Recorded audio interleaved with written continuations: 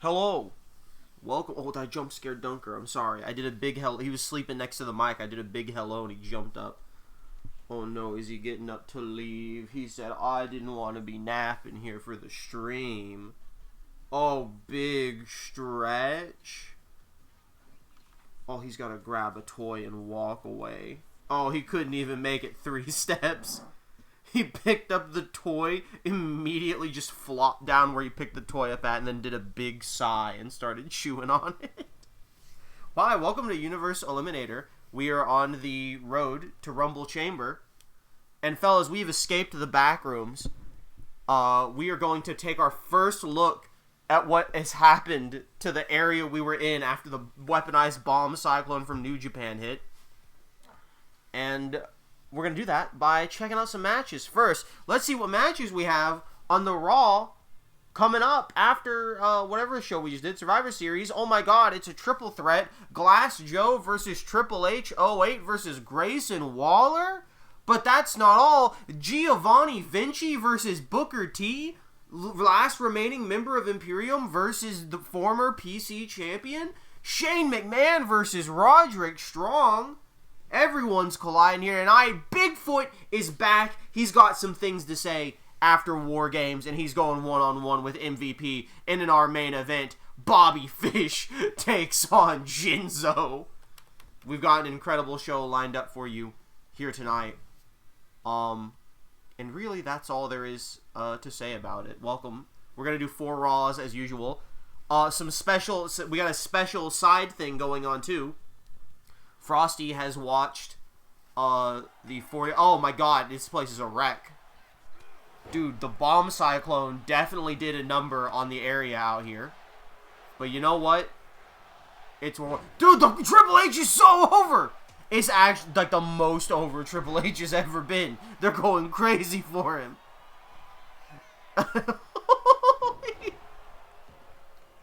Anyway, as I was saying... Before we saw the remnants of what remained of this world after the bomb cyclone and also saw how over Triple H was, Frosty has watched the 45-minute, it's like the Thor's hammer landing spot. Frosty has watched the 45-minute New Legacy Inc. Video about Wwe 2K24 GM mode, which has an online feature, which we planned on doing on stream. Not at launch, for reasons we'll get into in a bit. But Frosty has taken, what was it, 14,000 character notes? You took, like, Dave Meltzer notes over the video. And he was, like, occasionally messaging me throughout the video going, like, I think 6 minutes in, he was like, this is a nightmare. I know a few things that I'll talk about first as Frosty gets ready to start sending some info. We're going to chat about that. Welcome to the podcast. Welcome to the Universe Mode podcast once again. 4,470 characters. Okay, I think he had 1,400 in the first 6 minutes, so a lot of the news in, like, the first quarter, apparently. But I will say, this is relevant for both Universe Mode and GM Mode. We will not be doing GM Mode right at launch, nor will we be doing Universe Mode right at launch. I am unsure if Frosty's not getting the game at launch. Whether or not I get the game at launch will probably be decided based on what I hear about GM mode here, and also if we decide that the Wyatt 6 versions of the Wyatt 6 are allowed back in Universe mode, because that's the only pre-order bonus. Otherwise, I can probably get it $10 to $20 cheaper if I wait 2 months, which is about how long Frosty would have to wait anyway, and it gives time for people to make calls in Universe mode. So, when we finish Mania here, Triple H busted open. When we finish Mania here, couple month hiatus for the WWE content. I will talk now about the things Frosty has already told me about GM mode, which is that custom rosters and custom managers are not allowed in online. Unfortunate.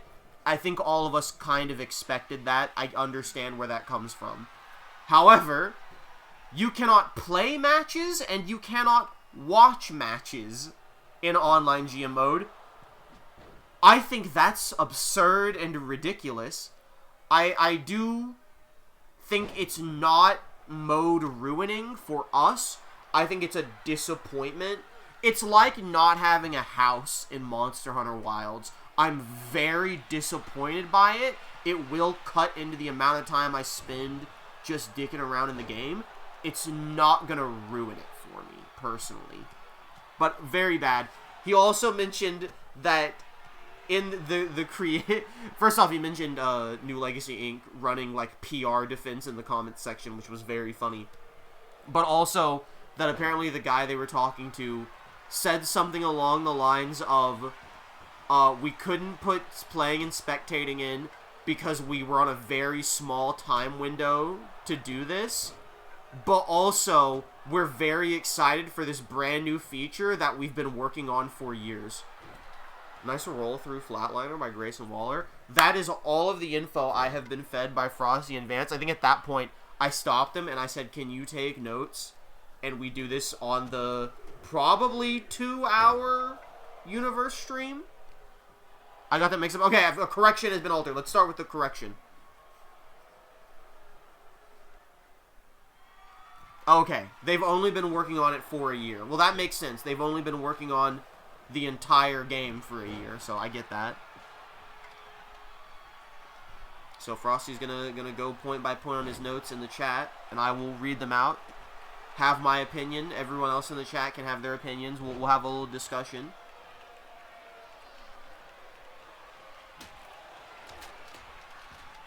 Dude, that's a lot of... Frosty's notes are flow thoughts. Please stop if you have any questions. Yeah, just give us like a bullet point at a time, and then we'll discuss as is, and then we'll move on as we go. There's a host that invites others, and only one who can invite others. Makes perfect sense.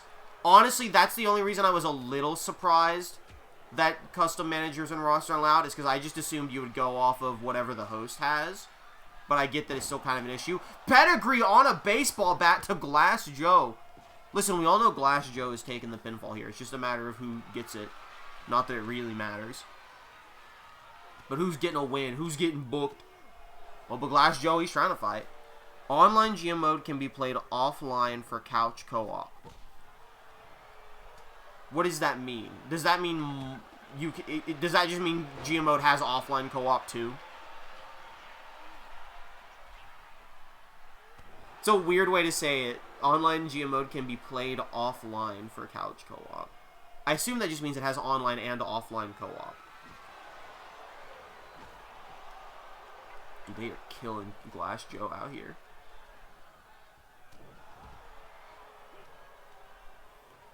The way it's explained is you can take your online GM mode that you've been playing and play offline if your friend comes over. Oh, okay. Actually cool feature. Not one I will ever use, but acknowledged as very cool feature. That's great. That's just great. That's just really good feature. Big smacky there by Triple H. Dude, they are tearing it up. And they gotta have the long opening triple threat because it's all singles match from here. There are 18 GMs. Woo! That's good. That's good selection. You know what? Hey, that's good for, like, you can't have custom GMs, but you know what? There's a big variety. Name them all and their abilities. Okay. Blast Joe has been eliminated by Grayson Waller. We are getting a full rundown of GM mode managers here. Dude, big win for Grayson Waller. Adam Pierce can increase the level of all active rivalries by 2. That's a classic. That's a solid ability. Glass Joe has been eliminated, unsurprisingly. Let's move on to our next one. Sonya Deville can power cards in her store are free and grant 2 copies when purchased. That is her classic one from this year. The newly buffed. This year's game, they buffed it. They've kept it the way it is. Very cool. I think that's like a decent one. Giovanni Vinci and Booker T is next.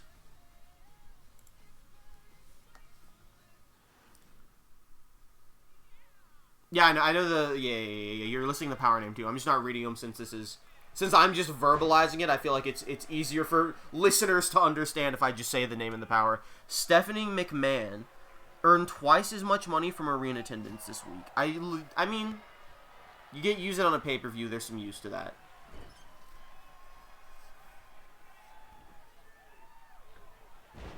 This could be the fall of Imperium. This could be the end of Giovanni Vinci. Yeah, this isn't exact wording on the effects, but we're getting the point across. You understand what's happening based on how I say these.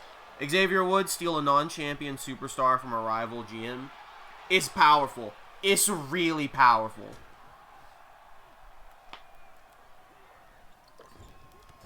Some of these can be used ×2, can't be used last show, etc. Okay. Good to know there's restrictions, but we can save all that for when we're actually playing the game. We're good just knowing what they do, but it's good to know that some of these have restrictions or bonuses. Tyler Breeze, all your superstars recover 12 stamina. There is value to that. I think that's a bit mid, but there's definitely value to it. Now, Booker T, you caused that rope break by sticking your foot in the ropes.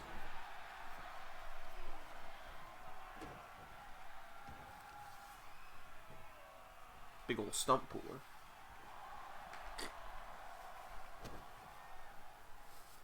Teddy Long, select a rival brand, remove all match bonuses and quality boosts and match XP to very low for your opponent's show.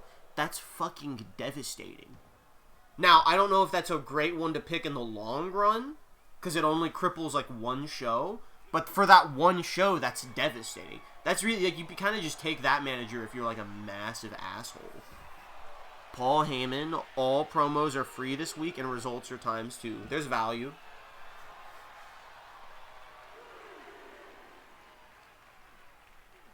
William Regal, select a rival brand. All superstars lose 10 popularity. That's actually fucking insane.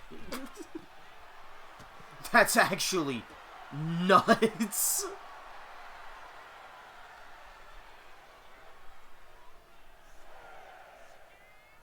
Mick Foley, select a rival brand. 5 random superstars who wrestle next week will be injured. That's also nuts. That's a classic though. That one is being brought over.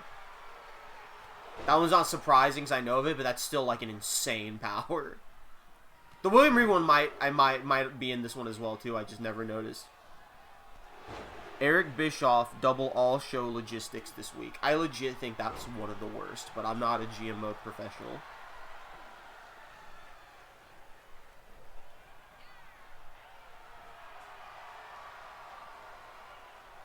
All the next ones are new. Okay.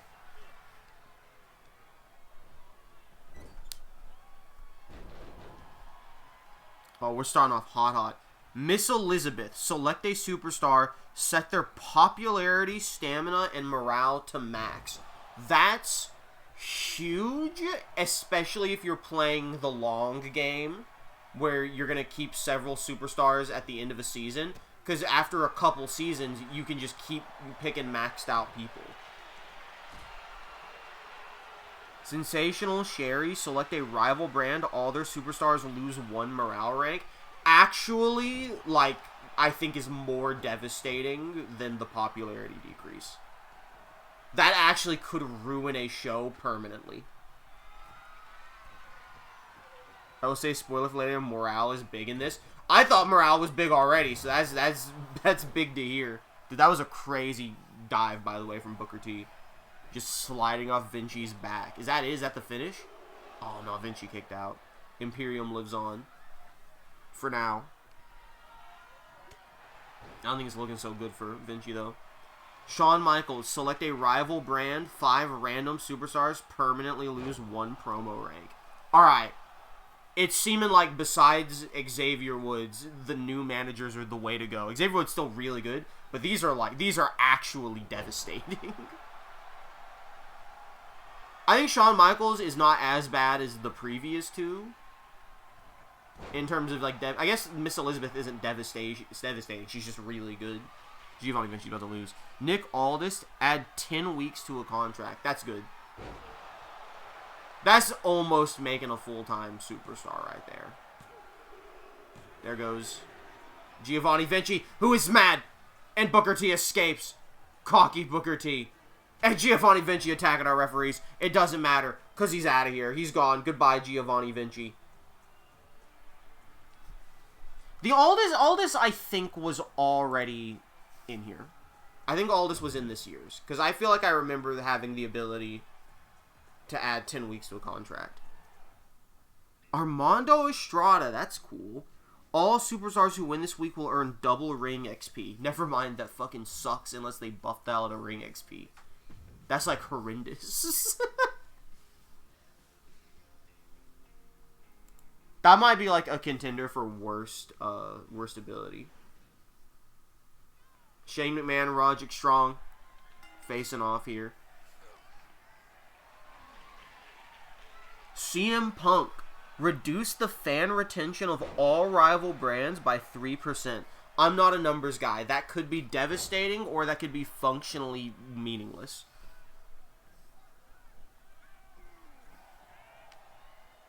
I'm not good enough at numbers in GM mode to really rate that one.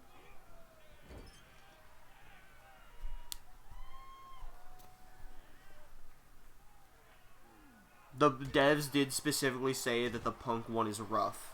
I assume you mean rough as in, like, that's 3%'s a lot. Which I believe. I'm not doubting that 3% is a lot. I just wouldn't know myself. So I believe the devs when they say, it sucks. Mr. Fuji. Triple the cost of all opposing brand matches next week. Maybe a hot take. I think that's fundamentally useless. I think very rarely is unless you can do, if you can do it before a pay-per-view, that'll really hurt a pay-per-view. Otherwise, I think it's not that big of a deal if an opposing brand has to just do regular matches for 1 week. Okay, last new announced one. Maybe some surprises when the game comes out. Probably not. Ava, parentheses, lead dev said people really wanted her. Prevent superstars being hurt this week.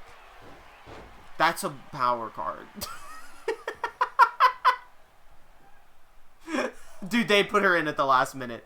That's literally just it's a single power card. Hold on, alright? We have removed all power cards from the game. That's me joking. He hasn't said that yet.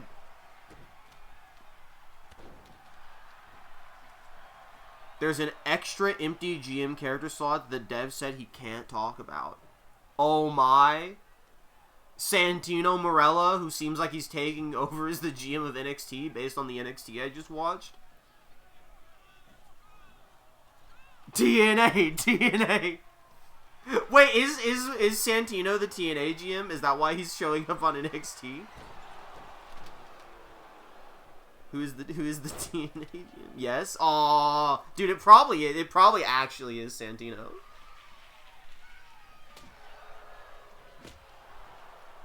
They gotta finish working out the deal.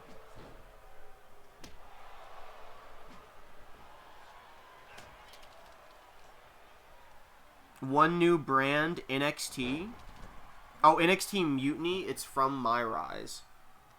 I mean, that's just cool. That means nothing to me, but that's pretty sick. That's a cool name.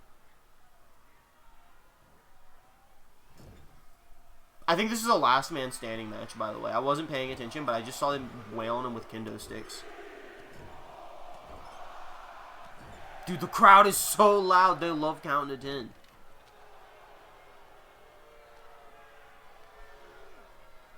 Off the ropes. Big drop kick by Roderick Strong. I didn't write down its ability. It's okay. I don't think we need to go over every ability for the shows. I think the GMs is a good chunk of info.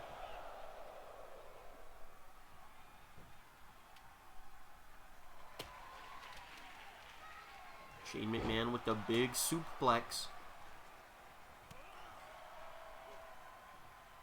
You can add CPU to online games. Cool. Yeah, we could just add a CPU to our 3-player GMO just to fuck with us. Shane McMahon escapes the end of Heartache. Oh, set up the fast punch, but Roddy saw it coming. Swing a neck breaker. All new setting, you can change the win condition to be fans or Hall of Fame trophy. That's cool. Amount of Hall of Fame trophies can be changed. Very nice.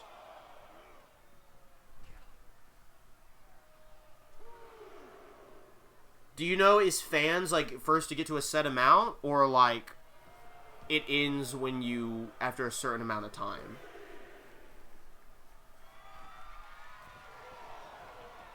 You will get to that, okay. Xavier Woods came in and started grunting heavily after hearing this. That's the sound of a man who always gets Hall of Fame trophies but doesn't get fans.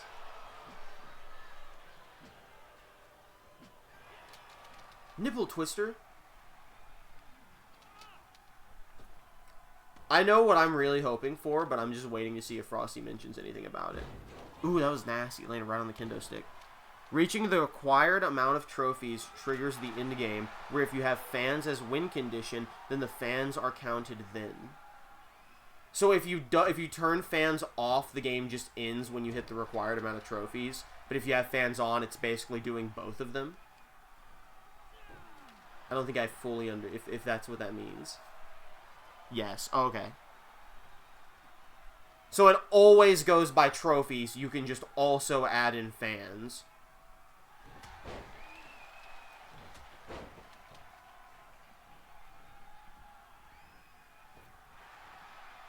I think I understand. I think any questions I have are not interesting enough to be warranted asking now. I guess this is just a no holds barred, not last man standing. Let's say you have 9 out of 10 trophies, but you're behind on fans. You would want to delay the last trophy. So what you're saying is, if you have the win condition set to fans, if I have 9 trophies and my opponent has 0, but they have more fans than me, and I get my 10th trophy, they're more likely to win the game. Is that what you're telling me?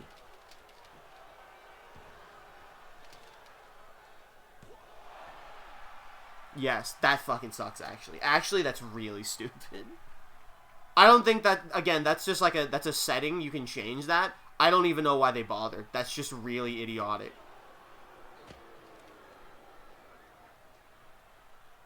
What's he doing? I don't know, man.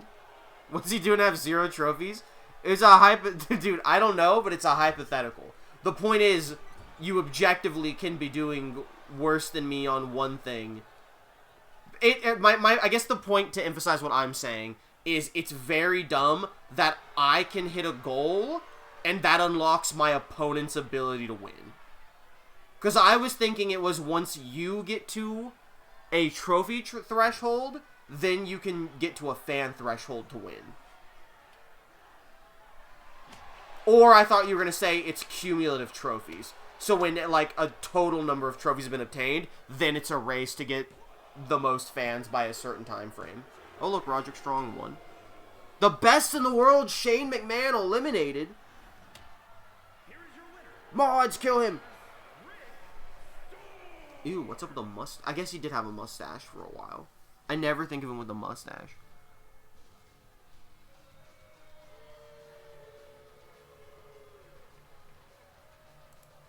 Booker time added, maximum 15 minutes.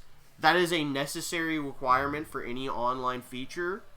I'm not worried about a timer. I don't think any of us will ever take even remotely close to 15 minutes. Okay, fellas, we gotta talk about Universe for just a second. Then we'll go back to GM mode. Bigfoot, he's coming down to the ring here. He's got a match tonight against MVP. Bigfoot's mad. He is furious that Okada made him tap out at War Games. Except he's saying he never tapped out. Bigfoot says it's a lie. He wasn't tapping out. He was doing the thing where you slap the mat to get hyped up, but the referee called it, and it's cheating. It's not fair, and he was screwed by his partner's useless Bobby Fish. Veer Mahan stinks. Knuckles is kind of cool. He says it's unbelievable that he lost his protection hit, and he's not done with Okada. I'm not finished with you. Anyway, he's going to fight MVP now. He's on a rampage. He's coming out here to attack. He's going to show him what the Hurt Business really is. Anyway, timer penalty. Lose a percentage of fans, a maximum of 100%. I probably wouldn't use that feature. That seems a little annoying. I get it. I think it's a cool option to have. Maybe we will. Maybe it's funnier to have everyone stress book. I don't know. Be late and die. Online draft works the same. W. Dubs up. I think the draft's pretty good. Every wrestler in the roster is in the draft. Big dub. Massive dubs. Throw them up.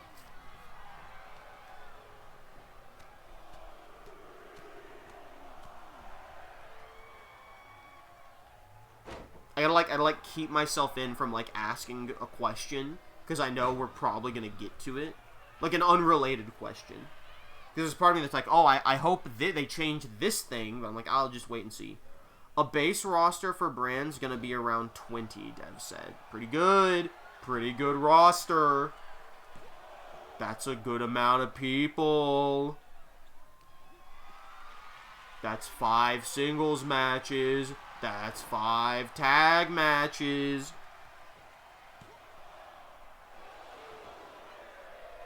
He again said he worked on online starting this year. I do not know if he means in a year's time or if they started in 2025.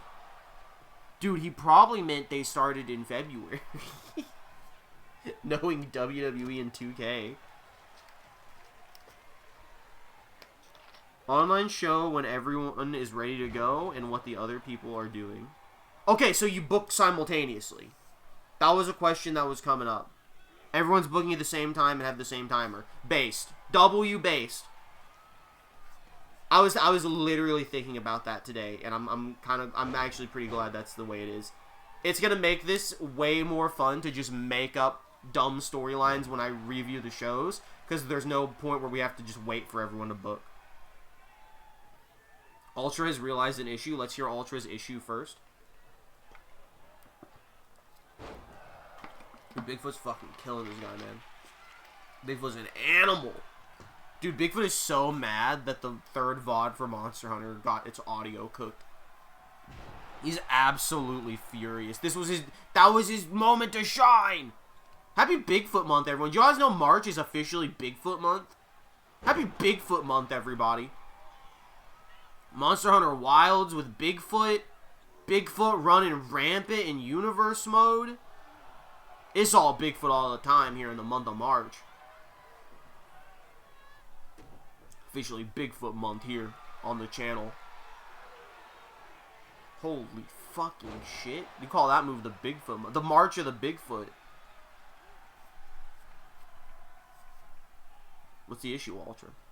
Maybe he's typing it.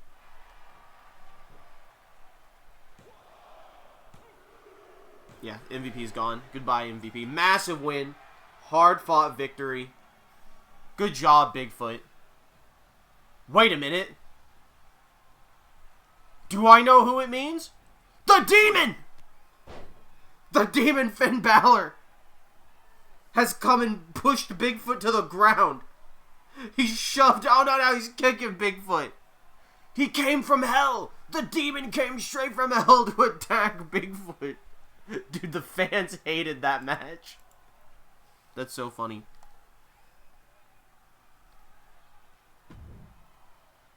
Ultra says not a major issue, but we might not be able to see complaints from superstars on other people's brands. I mean, I don't think that's that big of an issue. I don't know. I don't think you need to know other people's complaints. I'm not saying it would be bad to have that. I'm saying I don't think it's game ruining that, like, you wouldn't. There seems like a tactical reason to have that info be hidden. Not that you guys couldn't just look at the stream and see mine anyway. You'll get to that? Okay, there's more info to come to that. Power cards now transfer from season to season. That's pretty big. Jinzo versus Bobby Fish in the main event. Sorry, Baldy Fish. Folks, where's the... Wally Tuskett! From Fire Pro, from FPW, the company now defunct. Wally Tuskett looking for a new job. Baldy Fish trying to tell him to get out of there.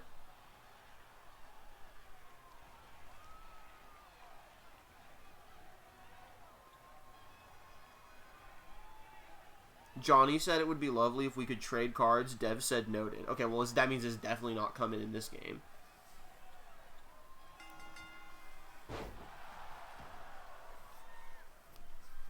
Bobby Fish versus Jinzo here.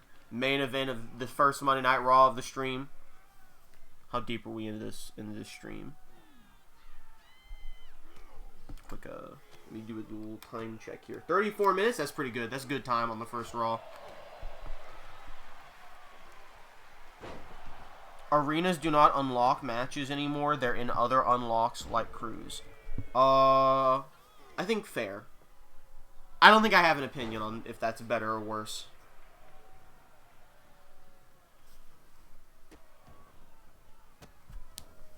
Didn't really explain why. They probably just thought it made more sense. Because it's kind of like you're now you have to choose if you want matches for fun reasons, right? In GM mode, it kind of means you have to focus on unlocking arenas, even if that's not what you want. At least now it's a bit more like, okay, focus on what you specifically want. Like there's more you have to choose rather than just always go for arena. Scouting is about the same. Johnny isn't a fan, but he said he get used to it. I hate scouting. I think the scouting is like one of the worst features of the game. I actually think they ruined the free agency with the scouting system. 20 new jobbers. Cross that out. Dev said he can't call them talent. Or they... I don't know what you said there. You know, we're not supposed to call them jobbers. They're local talent, I think is what you're communicating. But there's 20 new ones. That's too many.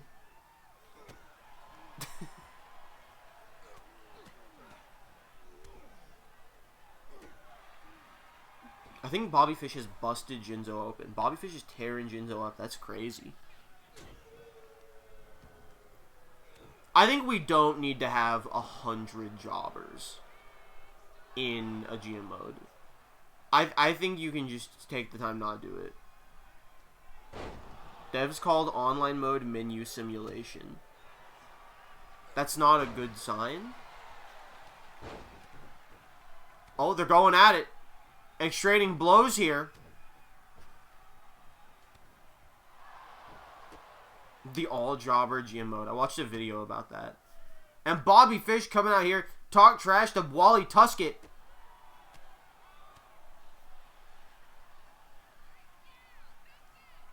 These two squaring off. Oh, and Jinzo thrown into Wally Tuskett. Bobby Fish looking real proud of himself here.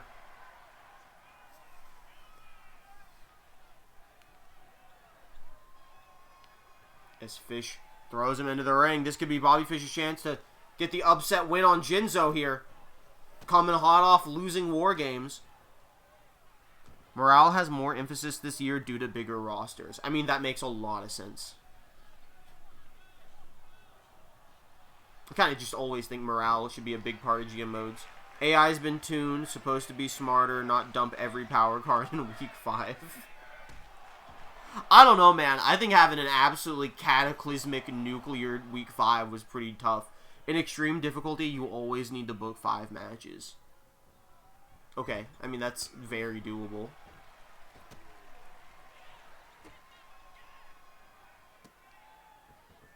New match. What happens if you can't book 5 matches? What if you literally don't have the roster for it? Did they elaborate? You die in real life. Fatal 4-Ways, Gauntlet, and Underground fights are in GM mode. I was about to say, folks, there's no Rumble, but they not only did they not give us Rumble, they took away the ability to even watch matches. So why would you want the Rumble anyway? Oh, but you can watch him in offline mode. Who cares? Forehead, pick up a football. I can't believe Jinzo's gonna get eliminated by Bobby Fish, bro.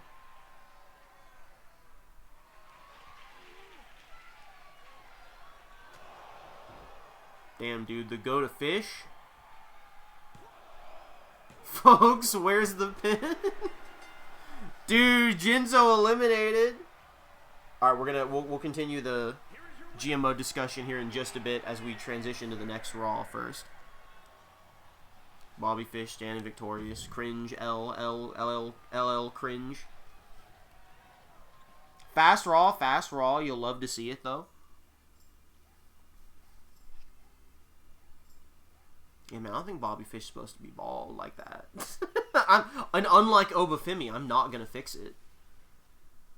Bobby Fish lost a hair versus hair match in New Japan, and then he had to come here.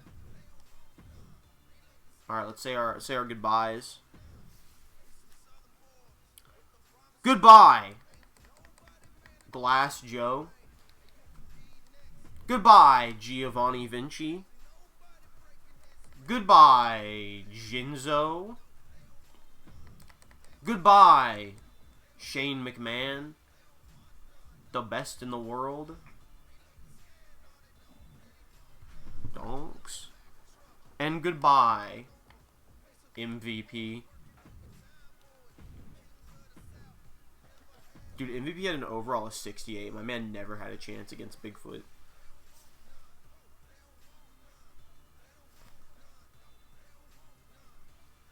I double check that none of those people had like protection hits that I forgot about. So I was like, I know Shane McMahon just beat Otis, but I don't think he got anything for that. He sure didn't. He's gone now, just like Otis is gone. Moving on to the next Raw, our second of 4 Raws tonight.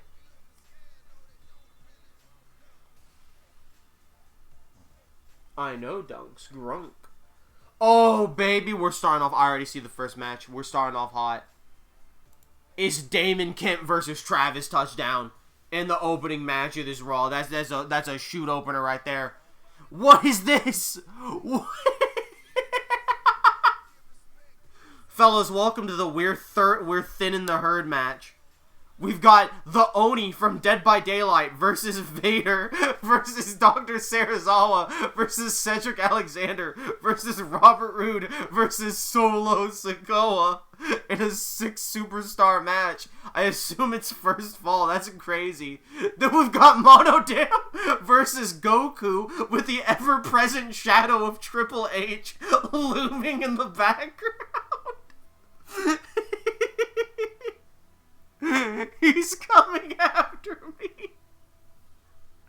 And then we have Bigfoot versus the Demon Finn Balor after the Demon jumped him backstage, or after the match. Yeah, he's not a manager, he's just watching.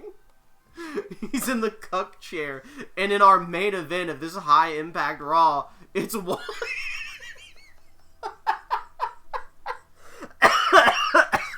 Fellas, we might have to put a pause on the GMO discussion. We might need to watch this Raw.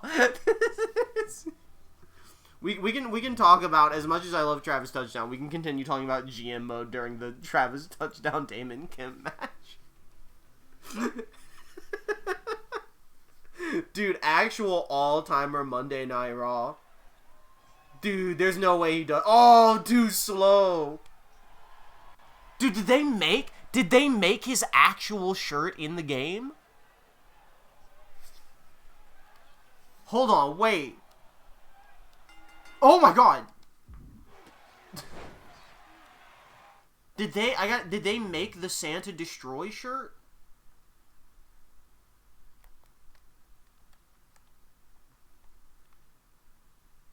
That's crazy.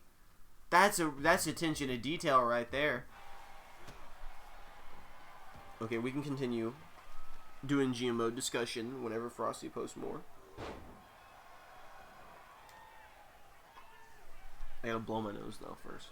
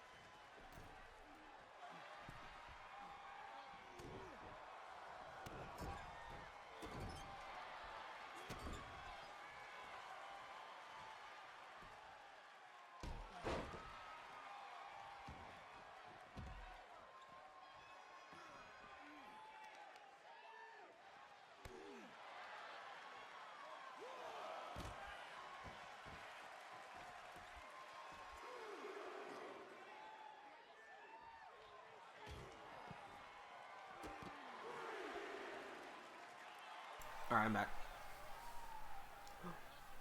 The Sweet Dunker, man.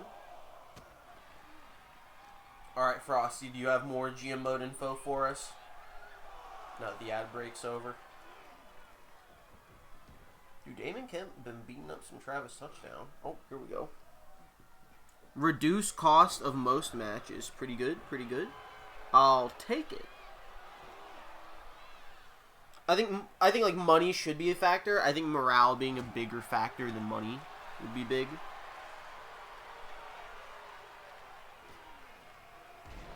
Brother has said tuning 10 times in 1 minute. That's so they make you think they're working hard. I'm a mean person. On the record, I'm a mean person. I am abusive to game devs.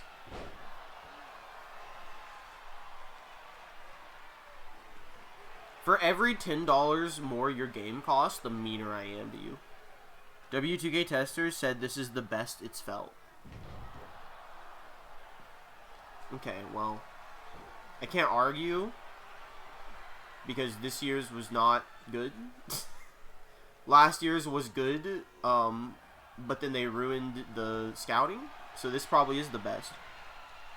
GM assistance quality of life's been greatly improved. You can see other brands' roster there, and all. Okay, so so maybe you can see their complaints and whatnot.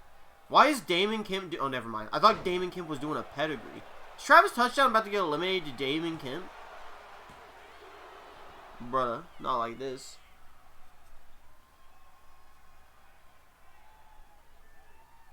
The crowd chanting yeet? Oh, Frosty's hitting the okay, fellas. I think that means big news dropping. All the rest of this information. Okay, this is the lock-in. Okay, wait. Don't share it yet. Damon Kemp just eliminated Travis Touchdown. A, I'm devastated. B, let me see what the next match is before we buckle up for more info. I'm so sad. Travis is done. No! Damon Kemp goes on. I just got done going through it with... Okay. Let me see if this is a singles match or an elimination. If this is not singles, but like if it's first fall or elimination. If it's first fall, we can lock in on GMO, because there's no way I'll be able to call this match. If it's elimination, I should try and call the match, because it means we're losing 5 people. KO.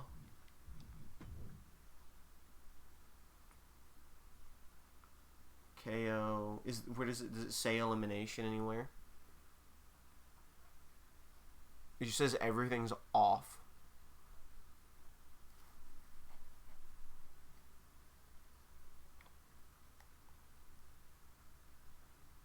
I think it's first fall.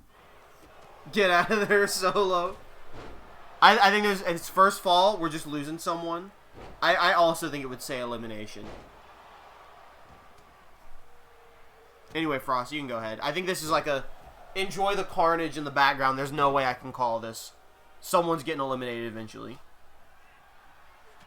I gotta like watch it to make sure I can see who takes the pin or submission. But me trying to call the chaos, I think, is unnecessary for this one. When we get to Bigfoot and Demon Finn Balor, I'm absolutely calling that match. Go-home shows are real. Oh my goodness. Finally, it's not just about the pay-per-views. The way you used to book pay-per-views is how you book go-home shows now. Then how do you... I'll let him talk. I'll let him talk before I ask question.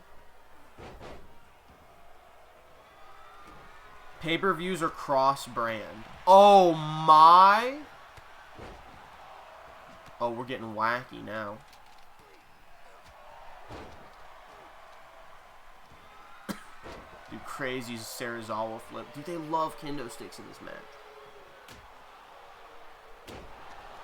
It's crazy because, like, you look at the 6 people in this match, and realistically, any one of them could end up getting eliminated, but, like, it really feels like Cedric or Rude are here to get eliminated. There's 10 pay-per-views. Backlash, King and Queen of the Ring, Clash at the Castle, Money in the Bank, SummerSlam, Bash in Berlin, Bad Blood, Survivor Series, and WrestleMania. No Elimination Chamber, I'm gonna shit.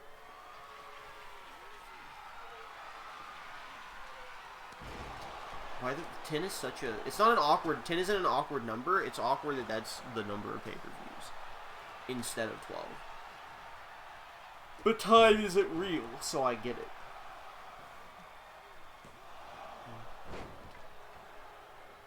Over 15 new drama/scenario events involving wrestlers. Okay. I have some questions regarding pay-per-views if we're not about to double back to that.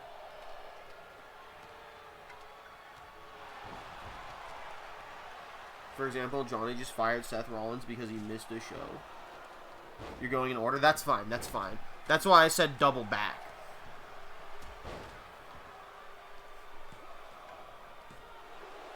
Like, if there's more info to come about that, that's coming up later in your notes, that's fine. Blow-off matches can happen at go-home shows or pay-per-views.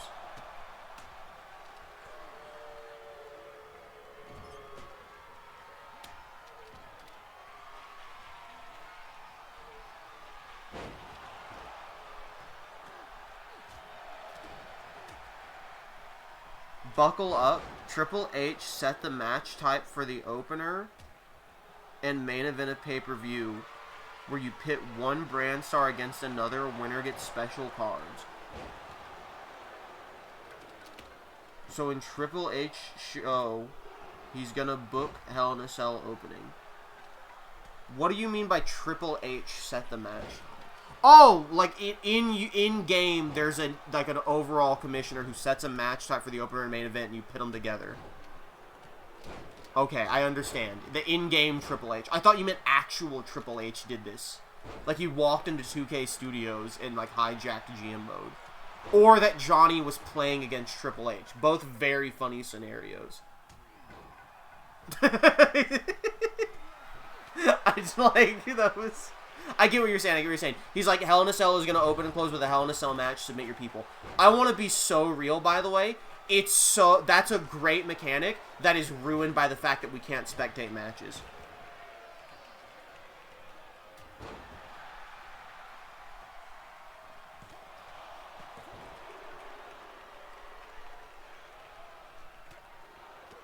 And Hell in a Cell triples sets Hell in a Cell, you choose Cody, I choose Roman. Yeah, winner gets the special cards.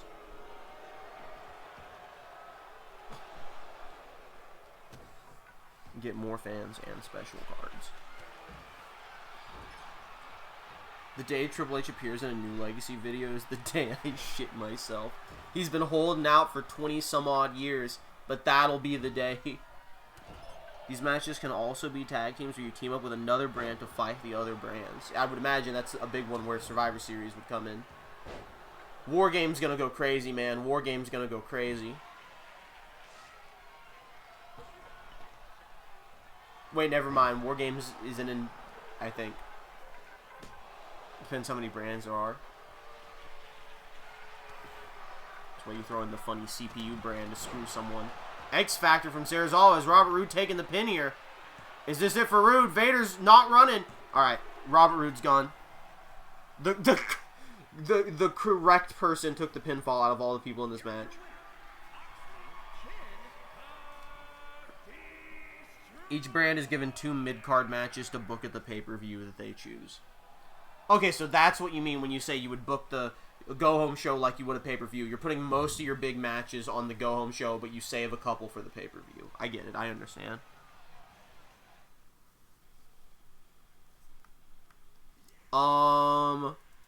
Fellas, are we taking... Do you want me to call Monodam versus Goku?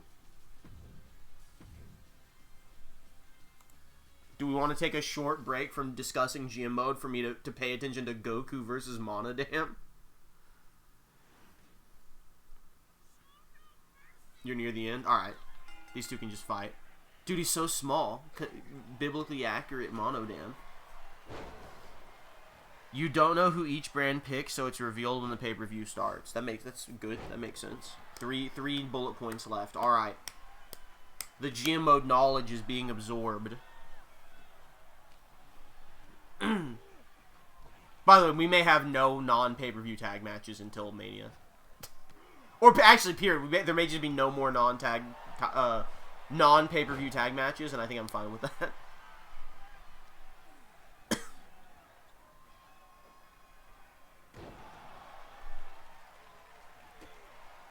Oh, I forgot to say, this is important. This is non-GM mode important. Elimination Chamber, Rumble Chamber.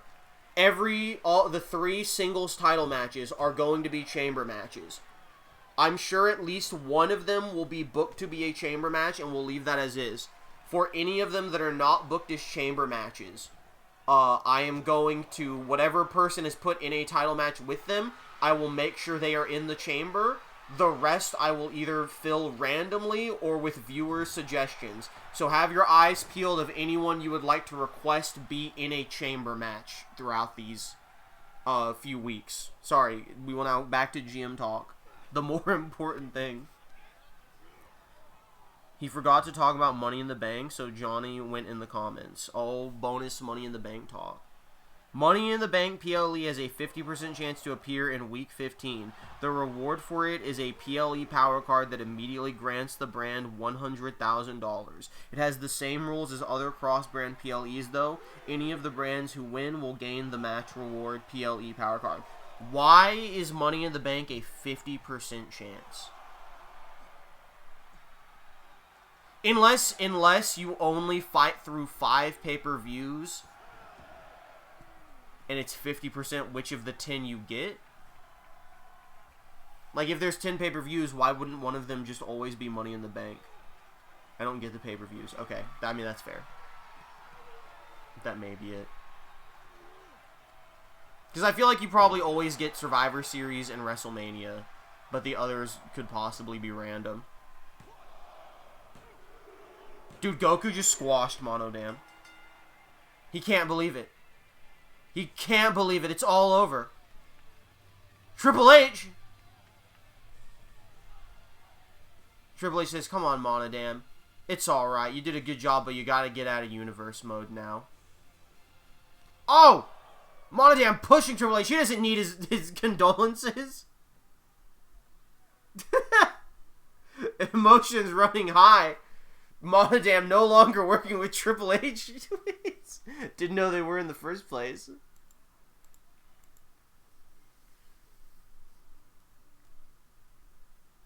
In regards to the class system, there has been a lot of tuning done so that class matchups don't count as much as other values in match scoring. It still counts, but it's been tweaked and tuned down a bit. Okay. It was kind of like the biggest crutch in GM mode, just always focusing on classes. Fellas, it's time to lock in. We have to pay attention to this next match. It's Bigfoot versus the Demon Finn Balor. Also, so long Monodam. At least we have Gonta still. That's it. The end. Any questions? I will propose my questions after Bigfoot versus the Demon Finn Balor. I have to lock in on this match. As Bigfoot gets jumped by he's always getting jumped by the Demon. The Demon knows that he cannot face Bigfoot head on. And he has no choice but to just repeatedly jump him from behind. A vicious attack from the Demon, trying to eliminate Bigfoot here. This match can't happen. This match is about to happen. Bigfoot's getting in the ring. Okay, 1 second.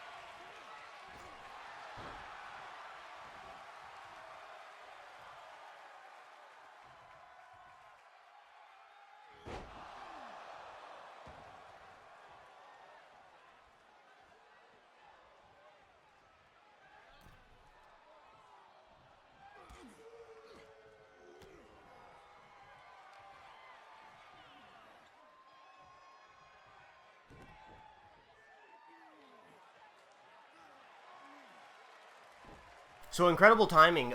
During the match that I said I needed to lock in on and watch and call, someone decided to not watch the door while they were entering the house and let a stray cat get into the house, at which point our German Shepherd started going after it. Everything is fine. Cat has escaped. Dog was put in corner. But, truly disastrous moment. Potentially disastrous. Disaster averted. But potentially disastrous. The Demon Finn Balor kicking out at 1. Bigfoot working over. How's the match been? Has it been doing alright? Have they been going at it? Has it been a barn burner? A forest burner, if you will. Bigfoot dropping the Demon Finn Balor from super high up. Oh no, Bigfoot going up top. I've been looking at the titanium throne. Exist stomp! His big feet! Dude, the ref teleported in for that. And Balor kicks out. Bigfoot can't believe it. That's my move. Big kick from the Demon Balor. As he shoves Finn Balor down. Big shoulder tackle. Bigfoot plotting something. He's running the arena. And just stomps on the small of the Demon's back. Big foot splash. Putting those big, educated feet to good use here. My God, he's going to cave his face in.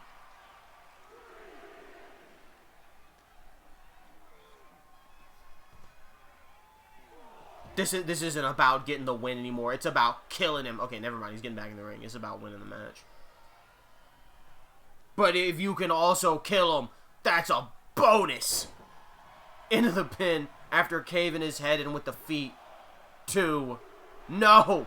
The Demon stays in it. Bigfoot in disbelief. Oh, is he going up top again? Is he going for another exist stomp? No, flying elbow. Bigfoot strikes the pose. Taunting Okada. As Bigfoot lifts Finn Balor up with a massive slam. Right hook, no, Balor. Reversing.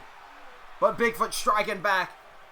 An exchanging of blows between Bigfoot and the Demon. Bigfoot lost his protection hit out. War Games knockout punch. So he could be in real danger here from the Demon. As he goes up to the top once again. Massive flying splash. 1, 2. And the Demon kicks out of the flying monkey. Bigfoot in complete disbelief. Oh, kip up. Sling blade! Out of nowhere! Balor playing possum, catching Bigfoot off guard. Just really trying to work the stone hard abs of Bigfoot. Oh, Balor in the corner. Oh, gets counter. I think he was going for that drop kick. Punch to the face. Looking for the Bigfoot bomb. And he's gonna hit it. Into the pin. That's gonna be it. 1, 2, 3. Bigfoot has eliminated the Demon. Are they hurt? Wait, has Bigfoot been injured?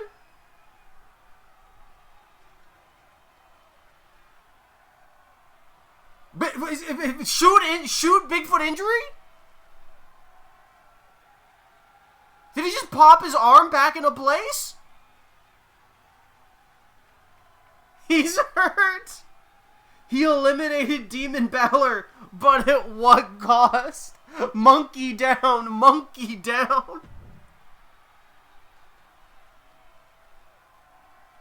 A shoot Bigfoot injury?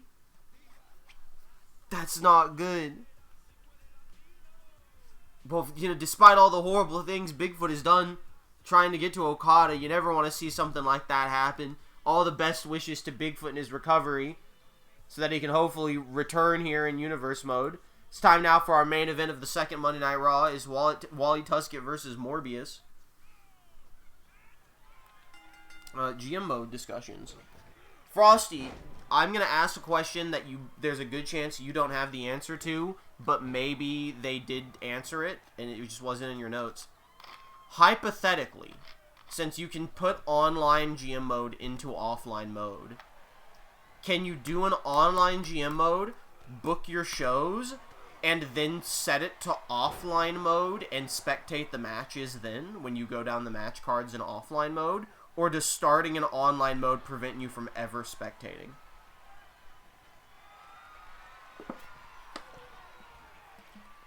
Or is that a no idea, tested on the fly moment?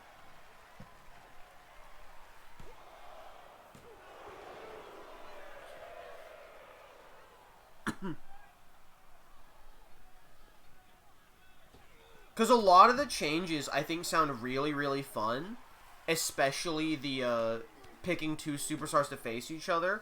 But the fact that you can't spectate in online makes that just feel so fucking pointless. It makes it sound like you're just getting a shoot coin flip at the pay-per-view since you can't spectate the match. And that's so fucking lame, man.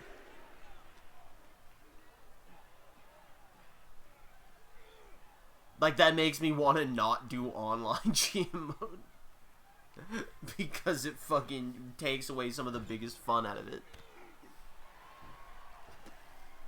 I wasn't even, like, that hard, like, pin up about it until they said, oh, also, here's all the cool changes we made that make spectating the matches way more, like, interesting, and there's, like, stuff that's on the line.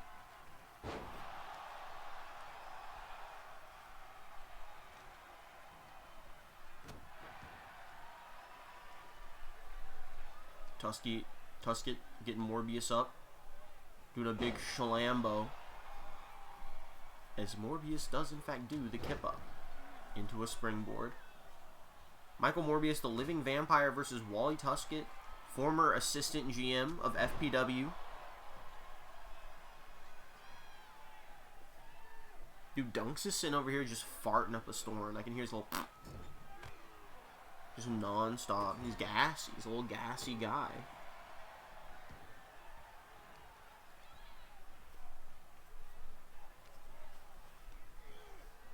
I think this is a big, like, I don't really care who wins this one. I like Wwe Tuskett. I feel like it's way more likely someone makes Michael Morbius in 2K25, so I don't have to put in the effort to make a character. So it's really a catch-22 when you think about it.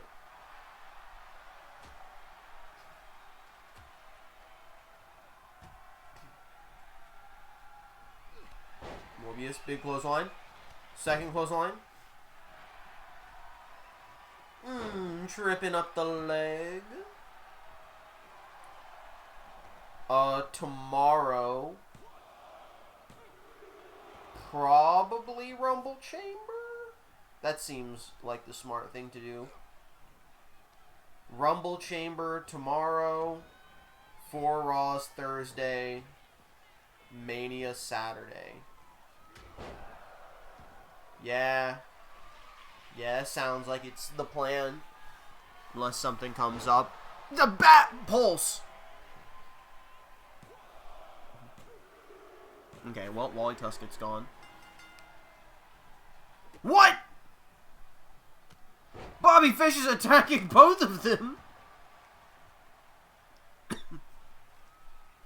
Why did Bobby Fish just run and attack everybody?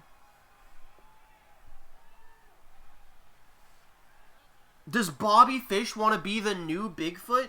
Coming in, raising carnage now that he knows Bigfoot's injured? Bobby Fish, you fiendish bastard.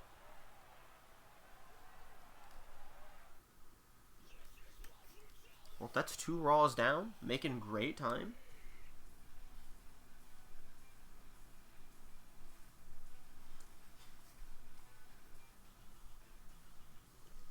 let's say our goodbyes to the next set of people.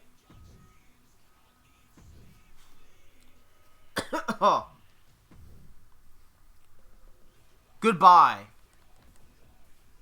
the Demon Finn Balor, who is in the F section, I believe. What?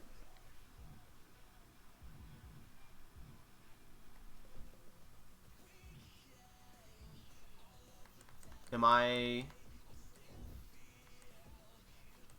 don't... Where's Demon Finn Balor? He's not under Demon and he's not under Finn Balor. Oh, is it under Balor? Is it under just Balor?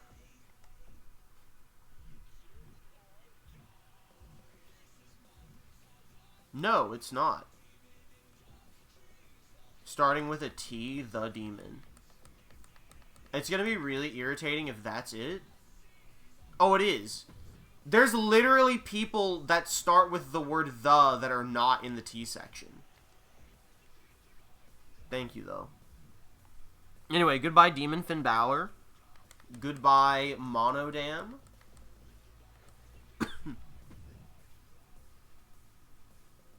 Fellas, can we say W root canal? Excuse me? I am being gifted 2K25 for my pain. No, that means I have to buy it on release too. No! L root canal. L.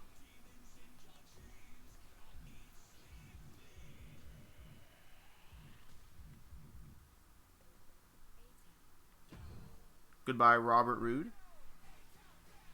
Goodbye, Travis Touchdown. That one hurts me. That one hurts me a lot. And goodbye, Wally Tuskett.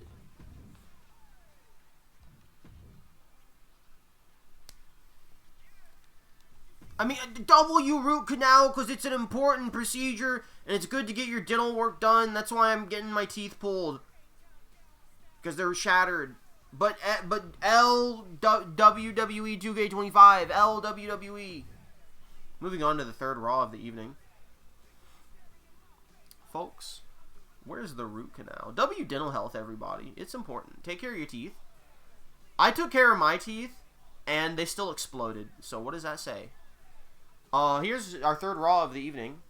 The Phantom of the Opera versus Batman. Raw is cooking.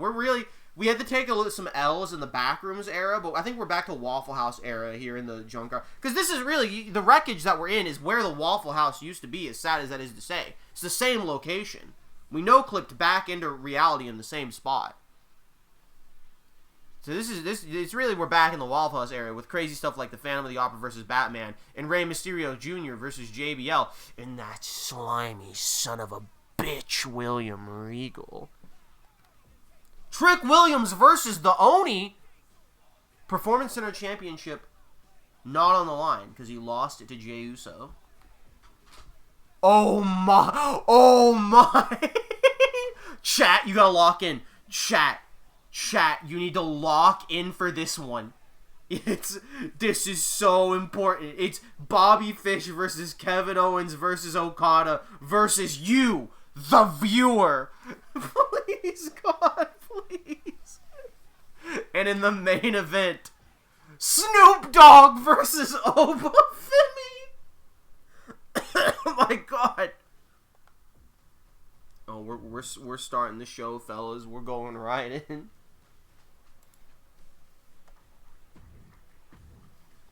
Chat, if you win that Fatal 4-Way, you could have a good excuse to have yourselves be in the Elimination Chamber. You, me pointing at the screen, you could stop Crypto Luigi. Big drinky.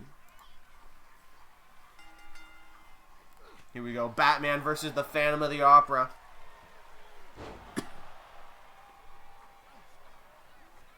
Only 2 Raws left of this stream.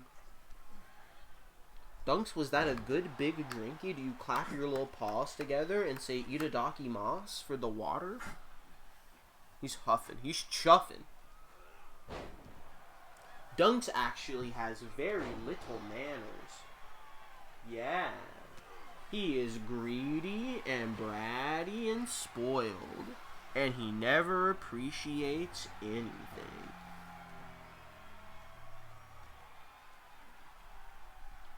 gonna get my wisdom teeth extracted in a couple months.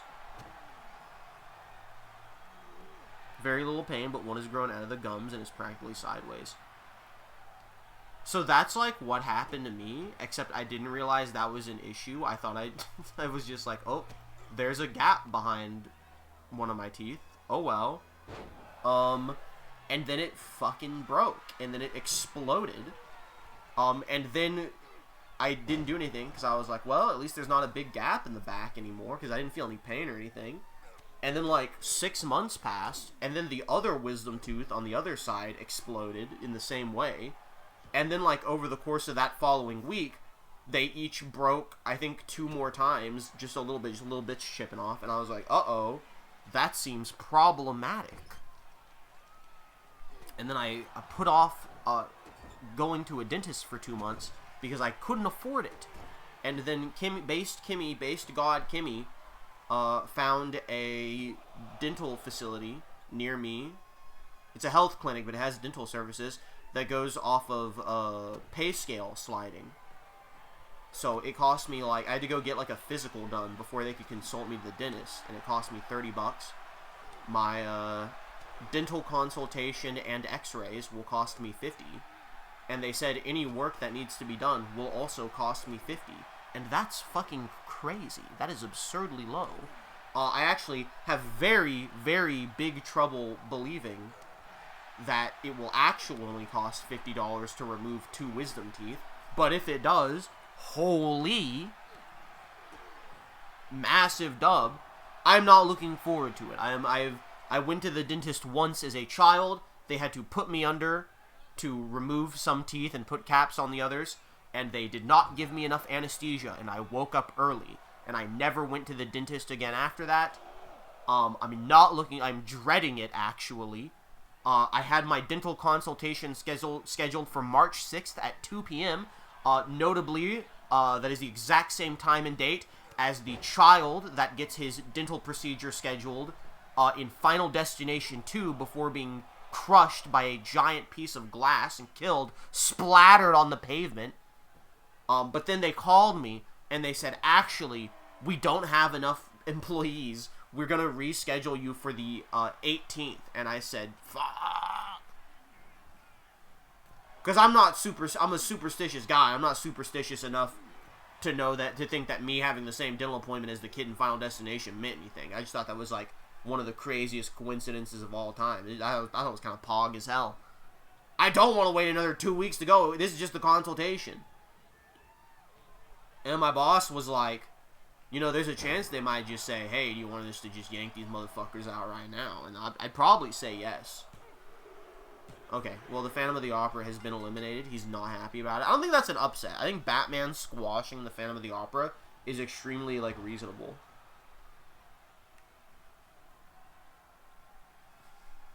Goodbye, Phantom of the Opera. Fucking pouring blood from your face. The blood is coming off of his mask. It's on his mask, man.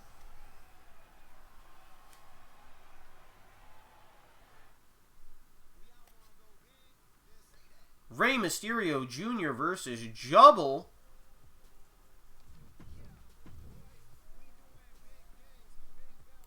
Classic JBL feud right here.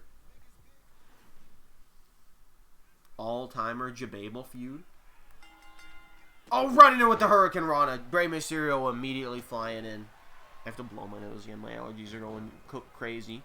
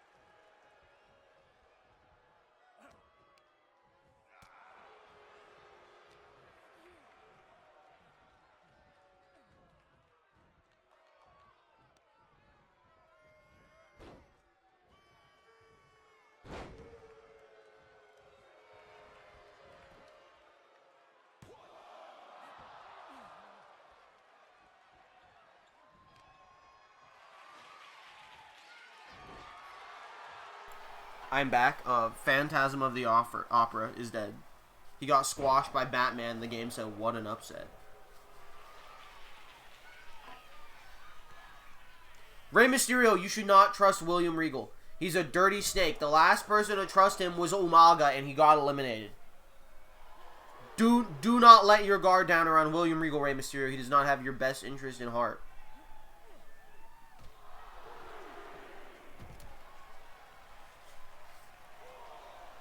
See, you can tell this is the same place the Waffle House was, because that's the same car that was there in the Waffle House era, but now it's destroyed by the bomb cyclone.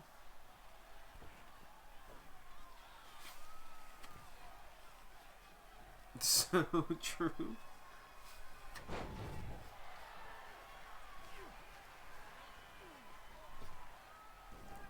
Ugh, my nose is still exploding.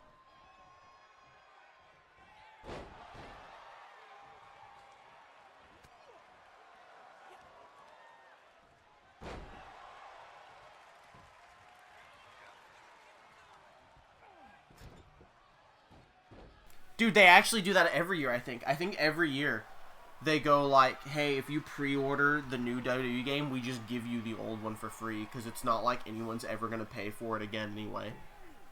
So they can pretend it's like a lot of value that you're getting this.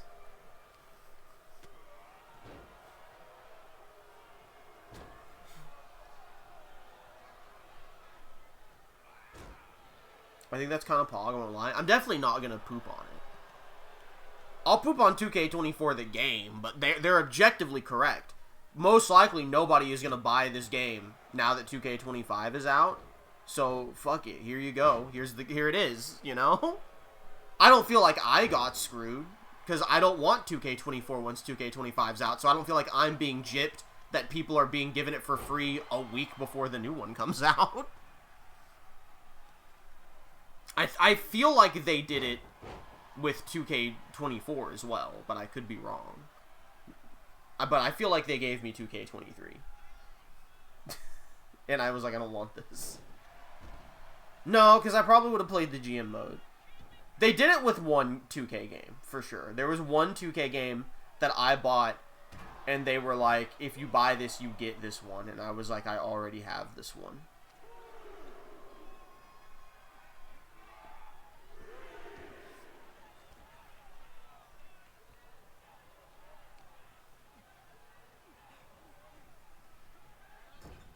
But I am with you where I'm like, there's absolutely no downside to them doing this. I will not complain about it in the slightest. Good for the one person who might want it, but I am also like, why? like there's objectively no reason to not do it. But what is... Whoa!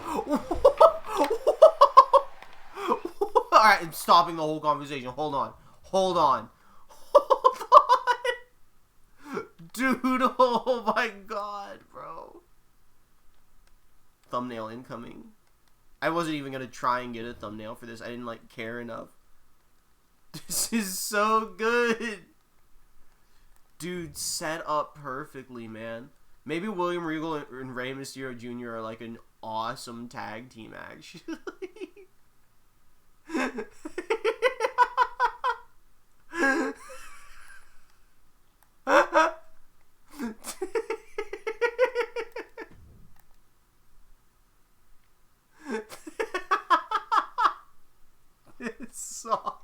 Dude, that's awesome.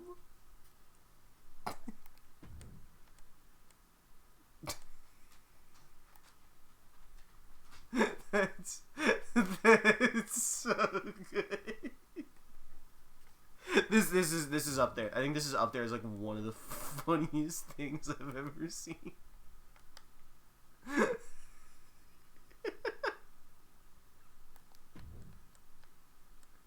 That's so fucking funny, man. I don't know why that's so funny to me. Like, I know why it's funny, but I don't know why it's like that funny to me, but it is.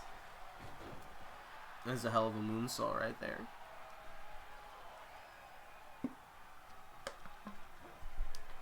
That was like an actual spot. Dude, it was the exposed turnbuckle too. He didn't even get to finish fixing it. Dude, that referee should be dead, man. It's like the strongest referee ever. The ref should start fast counting Rey Mysterio for that one.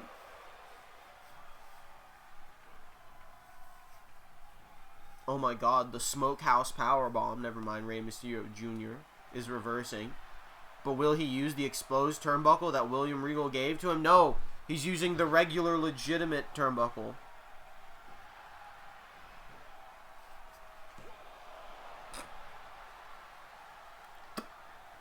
I think my real only negative poopy pee downer gamer moment is, holy, it sucks so much no watching or playing the matches. Well, did you hear the question I asked you earlier? Because you never responded to it. What?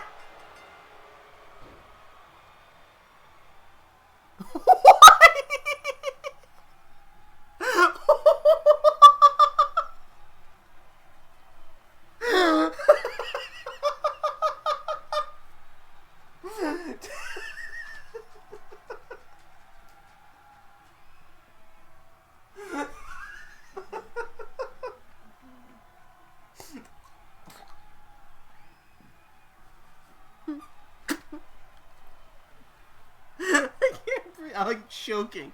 I'm joking. It's not elimination. I actually looked at my notes earlier. I specifically said DQs are a wash. They don't count at all. That doesn't even give you a penalty. Dude, JBL found the exploit. Only countouts give you a penalty. You can just hit someone in the nuts and walk away. I didn't know you could do that. That's so fucking funny. I think that's my favorite match in Universe Mode ever. I think everything that happened in that match is like the funniest thing of all time, bro. That's so fucking funny, dog. I'm fucking crying, bro. First the referee spot and then just fucking punching him right in the balls. Holy shit. The question I asked earlier. Oh, hold up. Is Trick gonna hit him with the too slow? Oh no, we're doing a stare down. Trick Williams in the Oni from Dead by Daylight.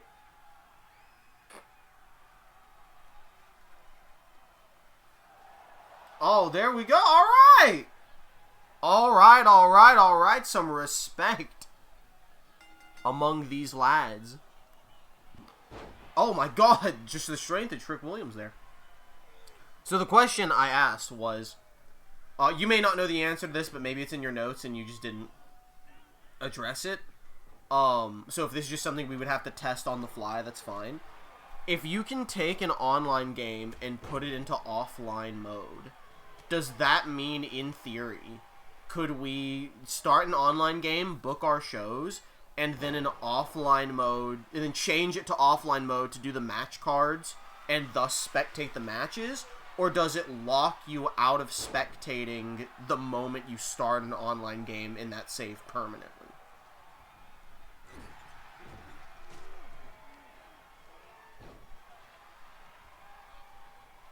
Because I understand if that's just not something that was touched on at all. I think what you said is possible. It's just something we'll have to test. I was mostly just asking if they mentioned it and you didn't think to write it down. That just seems like a wacky workaround that nobody would bring up, so we have to test it on the fly. I really think it's probably going to be the stupid lazy thing where they just lock you out of playing and spectating the moment you make an online save, and it just locks your save that way. Which is, if the wording you used is the exact wording they used, it would be why they called it an online game that is changed to offline. Because you can play an online game offline because it is a different setting. Oh, it's definitely they ran out of time to, like, do stuff.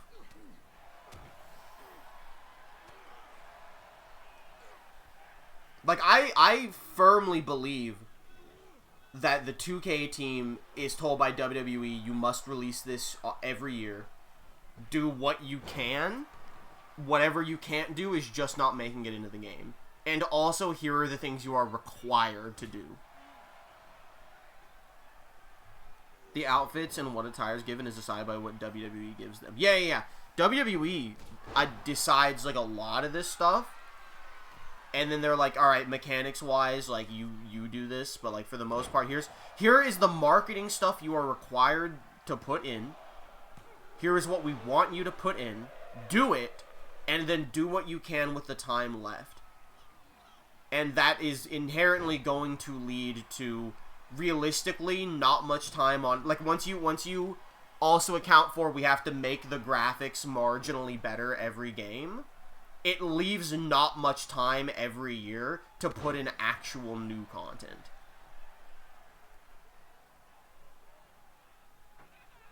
Pokemon style, yeah, pretty much. Except Pokemon still gets more time. But again, the issue is Pokemon is making a new game each time. These are fucking copy and paste in a lot of it.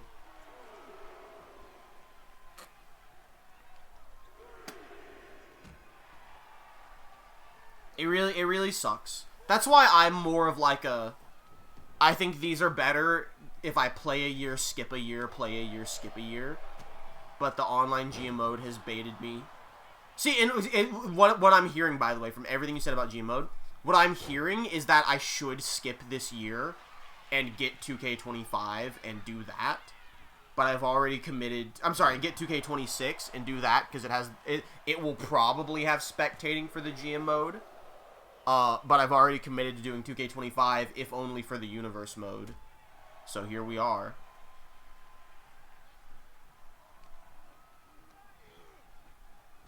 Now, I may still wait.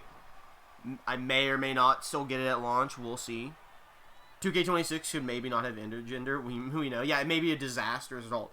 That's what I'm saying. I'm committed to 2K25 for the Universe mode, if nothing else.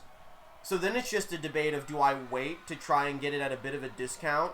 Because realistically, in the summer, it'll probably be like a $40 game.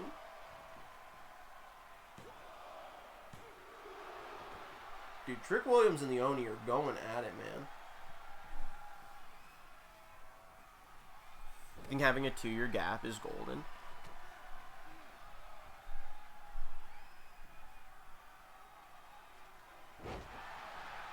Okay, but you like 2K22 coming from 2K20. 2K20 was like the notoriously disastrous year.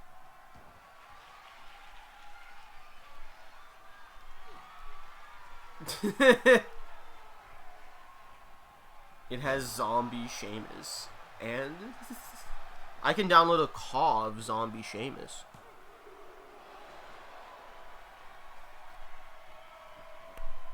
I think, like, it should be, like, at least a 2-year gap. But you can do, like, big DLC. Just sell more DLC. Sports games are, like, the thing that feel like they should be live service games if you're gonna make live service games. But instead, they release the same game every year instead. And it's, like, it feels somehow scummier, but it also can't be nearly as profitable as doing a successful live service game, which I think most sports games could get away with. Well, my faction, LMAO, yeah, but nobody does it! They can't be making... I think releasing a DLC pack every month would make them triple all of the profits they make from trying to do my faction. You could still do my faction! You would do both! People would be more likely to commit! Gamer, have you seen a my faction unlockable from this game? Yes. It's the action figure, people. I actually did grind all the my faction unlockables that were available at launch, and then they didn't release any more for a month, and then I stopped playing the game. I think you can say it, because I'll never see it, because I just will never see it.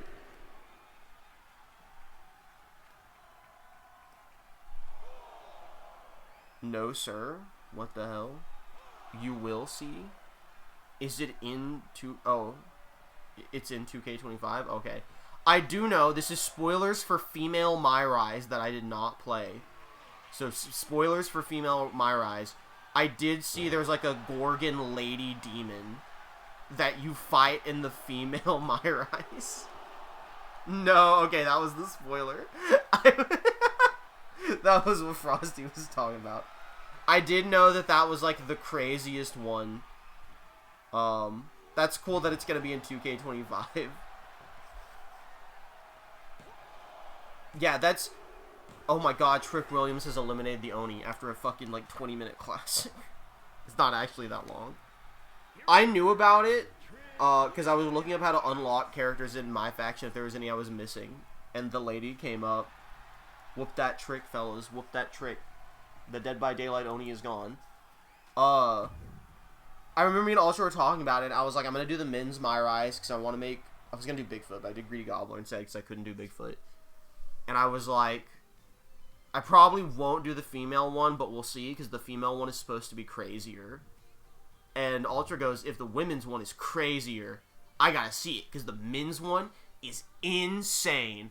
No offense, Ultra. The men ones was a pretty crazy storyline. I wouldn't call it insane. It was a crazy wrestling storyline, but the women one was like, you fight the Gorgon Mother of Hell. I don't know what's going on in the women's My Rise. Chat, lock in.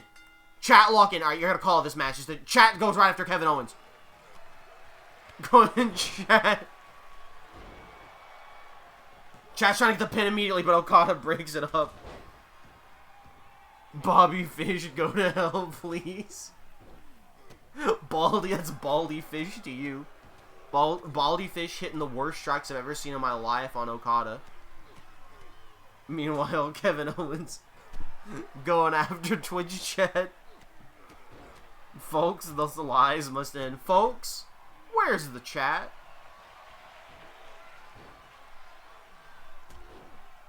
I thought Kevin Owens just no-sold the dropkick entirely for a second. Oh no, Okada's going for Twitch chat. Is Fish in Ring of Honor? I don't know. I don't watch Ring of Honor or Bobby Fish. We gotta get the other man here without a storyline.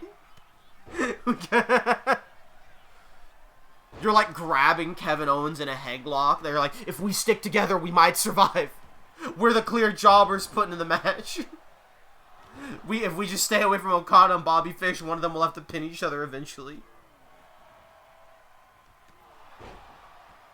The infamous Fish moment, as foretold by his trunks saying the words infamous on them.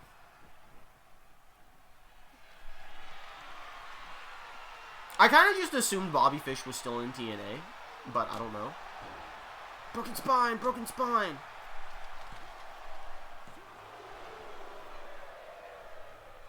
We need to show it to you one day. What's funny is he technically has seen it, because I used it in 2 character reveals for Mugen 64.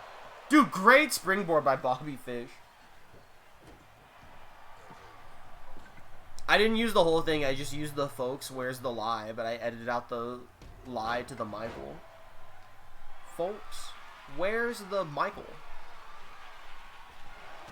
Oh, big dropkick by Okada. Twitch chat resting on the outside, saying out of this. Everyone escaping from Okada. Okada does have a protection hit in this match. Nobody else in here does. Twitch chat! Twitch chat's grabbing a kendo stick. They remember the conversation we had in Elimination Chamber. They know the kendo stick's gonna hurt a lot. So kind of had no feeling towards Fish before, but now he's goated. I liked Bobby Fish in Undisputed Era, although he was like objectively the least interesting member to me. Probably because he was just injured all the time. And then he left, and I heard about the where's the lie moment, and I laughed. And then I learned that, like, everyone hates Bobby Fish, and I kind of don't understand why. I think he's supposed to be, like, a horrible person. But I don't keep up with Bobby Fish. I just know everyone, like, fucking hates him. Like, for realsies. Spear to Okada in the pin.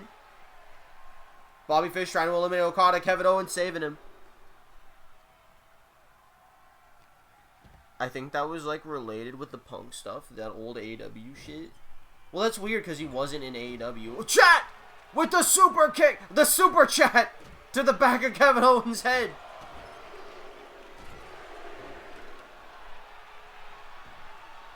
He may have had a Rampage match, but he was never, like, with AEW. Running shooting star press from Twitch chat. Oh, but no, Bobby Fish kicked out at 1.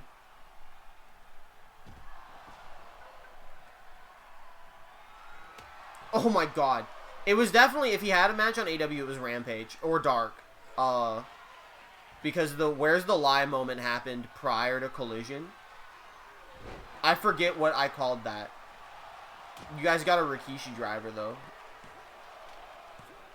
Oh, Bobby Fish kicked out of the Rikishi driver. Oh my god! Oh, Okada just took Twitch chat's head off. I was gonna say the Where's the Lie happened prior to Collision, and he definitely didn't appear after that. Oh, it's the Punk kicking out at 3.1! I remember now that you've said that.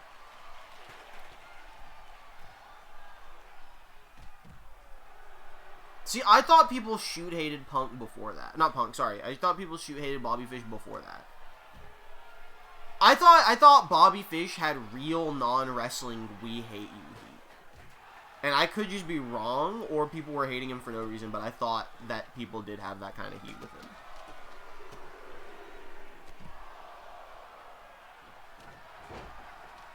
Bobby Fish knocks Okada down. Twitch chat's going after Kevin Owens. Actually, Twitch chat's just leaving with a chair. They're trying to steal the chair like it's a CC's Pizza. Twitch chat thrown into the ring. Twitch chat not really engaged in this one. They kind of set their guy to autopilot. Downward spiral onto a kendo stick. He looks like Shawn Spears with his head shaved bald. Okada and Twitch chat kind of working together. What's Okada doing? Oh, power bomb onto the ring apron and swung into the side. And now Okada trying to grab Twitch chat from behind. Twitch chat grabbing him. What is this? I thought they were going for the crossroads. I thought Twitch chat was doing the crossroads. They were teasing the crossroads on Okada. Twitch chat throws Kevin Owens into the ring. Twitch chat, you weren't looking. You were too busy Googling Bobby Fish facts. You weren't able to respond to the Kevin Owens jump. Oh my god. Bobby Fish going after Okada with a baseball bat. Twitch chat going after Bobby Fish. He has him up. Are they going to do it? No. Throwing him onto the ring apron face first. Oh my god. That's for jumping out of the ring at Twitch chat. Frosty, we need to lock in. Twitch chat was doing pretty good there for a minute.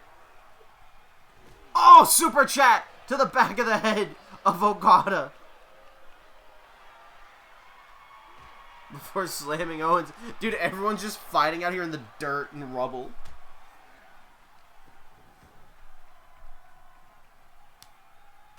Oh. Go to knee. The fillet of fish. I also think of it as a power inch back. Oh my god! Oh my god! Fellas, I think Twitch chat just locked in. I think Twitch chat just locked in, bro. We did it. They're trying to kill Bobby Fish. Kill him. They're working with their new friend, Kevin Owens. I want the up angle here.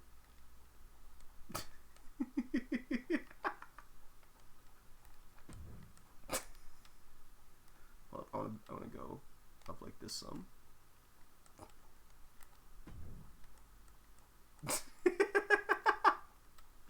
How is Kevin Owens reacting to all of this? We'll never know.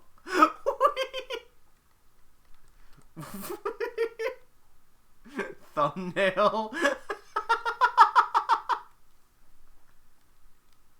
I don't know, I still think the referee one is like a really good thumbnail, but this is also crazy good.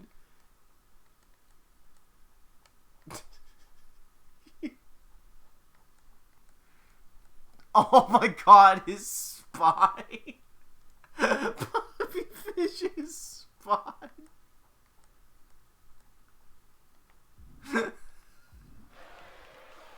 Dude, that was crazy. Great job, Twitch chat. But then you're going after Kevin Owens. Where's Okada? He's getting some momentum going. Oh, I missed. Everyone going... No. Oh my god, you've been set up. You've been set up. You've been set up. Okada betrayed you. Package pile. No. Not a package pile driver. Dude, no. What? Dude. Oh, you get out. Yeah, Okada does have a protection. So, you gotta get it. You gotta... Stone Cold Stunner. Stone Cold Stunner, but Okada doesn't know. Okada doesn't know. 1, 2, okay. Twitch chat screaming at each other. Fisherman Brainbuster. What is this? Rikishi Driver. What do you guys want to call your Rikishi Driver? You guys want to give that a name?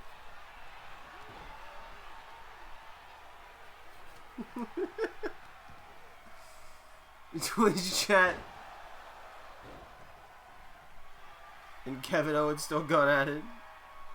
I'm sorry. I actually did give you the shitty Samoan driver. You just also have a Rikishi driver, which I think is labeled a Samoan driver number 2.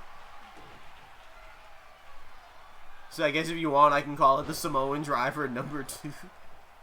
The less shitty Samoan driver. And number 1.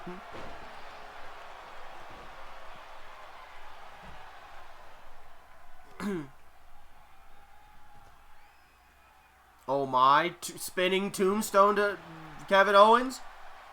Into the pin. 1, 2. Kevin Owens kicks out. It's been an insane fatal 4-way, by the way. Oh, nice dodge. Dude, winner of this maybe should go into Elimination Chamber. Oh my, go to fish. Busting Okada open.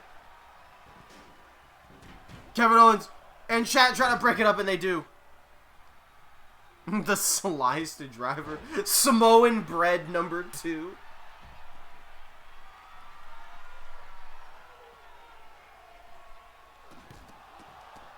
Let's attack fish. I don't know. Y'all are trying to pin Okada.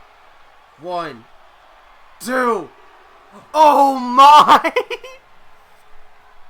Twitch chat has done what even Bigfoot could not do. And that's pin Kazuchika Okada. Okada no longer has his protection hit. Twitch chat has taken the protection away from Okada. That's a massive win for Twitch chat. They really locked in on that one. Wow, we're the best. Huge victory for Twitch chat. As we head into our main event of the evening. Snoop Dogg versus Obafemi. Bigfoot should be thanking us.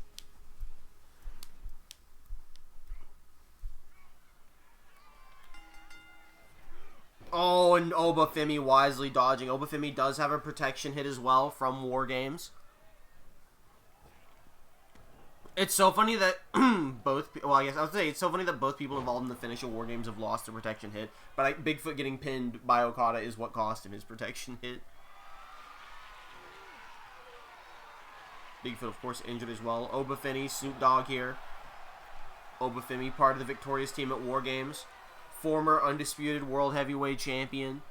Looking to put his name back in the running to be champion before WrestleMania. Snoop Dogg able to avoid the splash. Kick to the gut, DDT to Obafemi. As Snoop Dogg could be going on top looking for the flying Snoop, the Snoop splash. No. Wants Obafemi up to his feet. Oh, big jump and drop kick from Snoop Dogg. Yes, there is one more Raw after this. It seems very likely we will be wrapped up here by 5:40 my time. That will give us a chance to break. Not a rush to make sure. Yeah. That'll give us a chance to break. Quick resty, eat if necessary, and then Monster Hunter Wilds. We will probably help Jimothy catch up to us not on stream. We'll just go through it regularly. Because I imagine me, at least, is going to be a lot of sitting around waiting for me to join Jimothy's quest. And then I'll start the Monster Hunter Wilds stream once Jimothy is where we are. Frosty, I had an idea, Frosty. I think this will work. I think I solved the Wild issue. I can't fix the VOD that had its audio ruined, but I think I have a good idea. You can mute individual people in the link party. So I think if me, Thorn, and Jimothy get in a PlayStation chat and also get into the link party with our voices enabled, and the three of us just all mute each other so that, like, you leave us unmuted, but we all mute each other, we'll hear each other in the party chat, and thus the stream will pick their voices up, and you will hear us in the link party chat. I think that's an idea that will work, unless for some reason the game prevents you from doing both. But I think that's a good idea. I think the only way that idea doesn't work is if the game just arbitrarily decides it doesn't work. Or by the game, if PlayStation arbitrarily decides it doesn't work.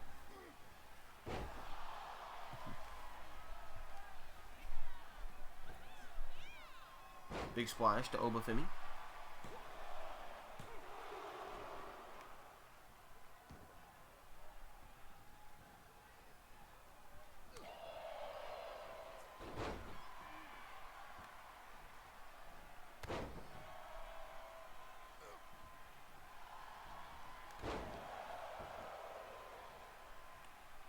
I should double check with Thorn. I gotta send him the message. I will be very shocked if Snoop Dogg is not eliminated here, to be honest with you.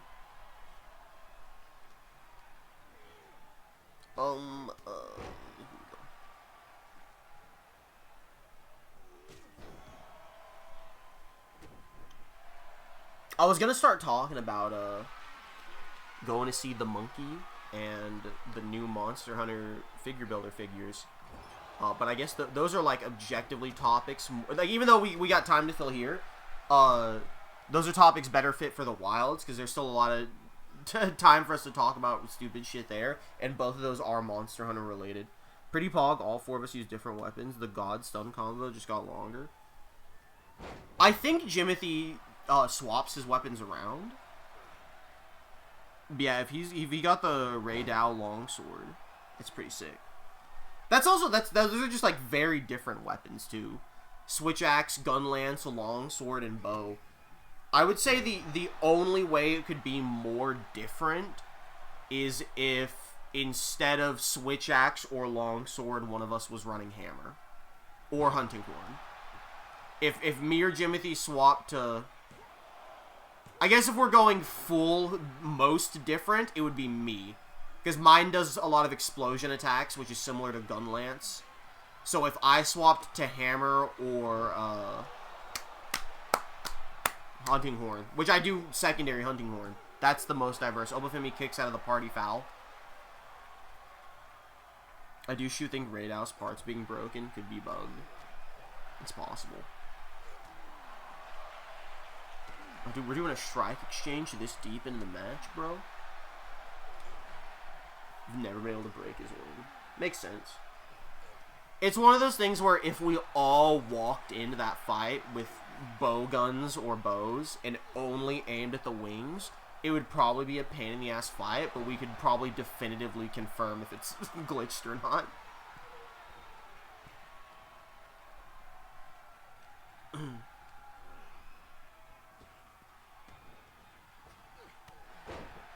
Big ol' spinning backfist. Big ol' knee striker. And then he climb to the top, looking for the Snoop Splash. Snoop Dogg Splash. Oh, he went for it and he hurt his knee. The shitty Snoop Splash didn't work. Oh! As a great showing by Snoop Dogg. Did you guys see the QuickTime event prompt that popped up for a literal millisecond right after the pinfall happened? Oh, Obafemi wants good sportsmanship from Snoop Dogg? Oh my! Reality breaking. Snoop Dogg disrespecting the ruler of Universe Mode, Obafemi. Snoop Dogg not happy. That's the third Raw done. Only one more Raw. Time for the go-home show before Rumble Chamber.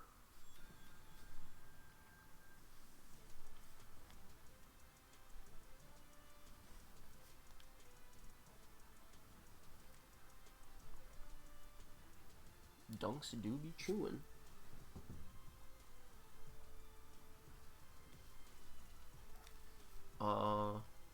Let's say our goodbyes. We actually did not lose a lot of people on that week, or on that show. Only 3. Goodbye, Phantom of the Opera.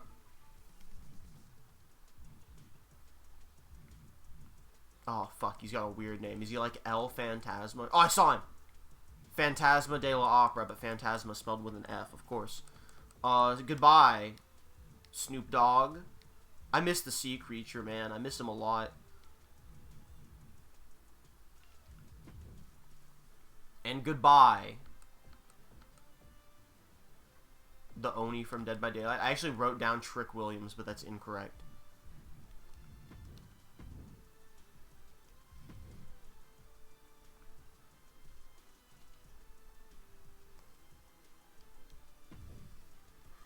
One Raw left. And it is with this Raw that we have important news to share from the commissioner of Universe Mode, Ricky the Dragon Steamboat. He says that he looks at the way Universe has gone. He looks at people's reaction, and he appreciates the fans. He appreciates all the time he's been given, but he agrees that maybe he's a little too addicted to triple threats. And so Ricky the Dragon Steamboat has announced he will be going to rehab for his addiction to triple threat matches, but he will be back for 2K25 once he gets the help he needs. But until then, he will assign a standing commissioner to temporarily take his place, and he will announce that standing commissioner, that standing GM, I guess it would be. He's the commissioner, then there's a GM under him.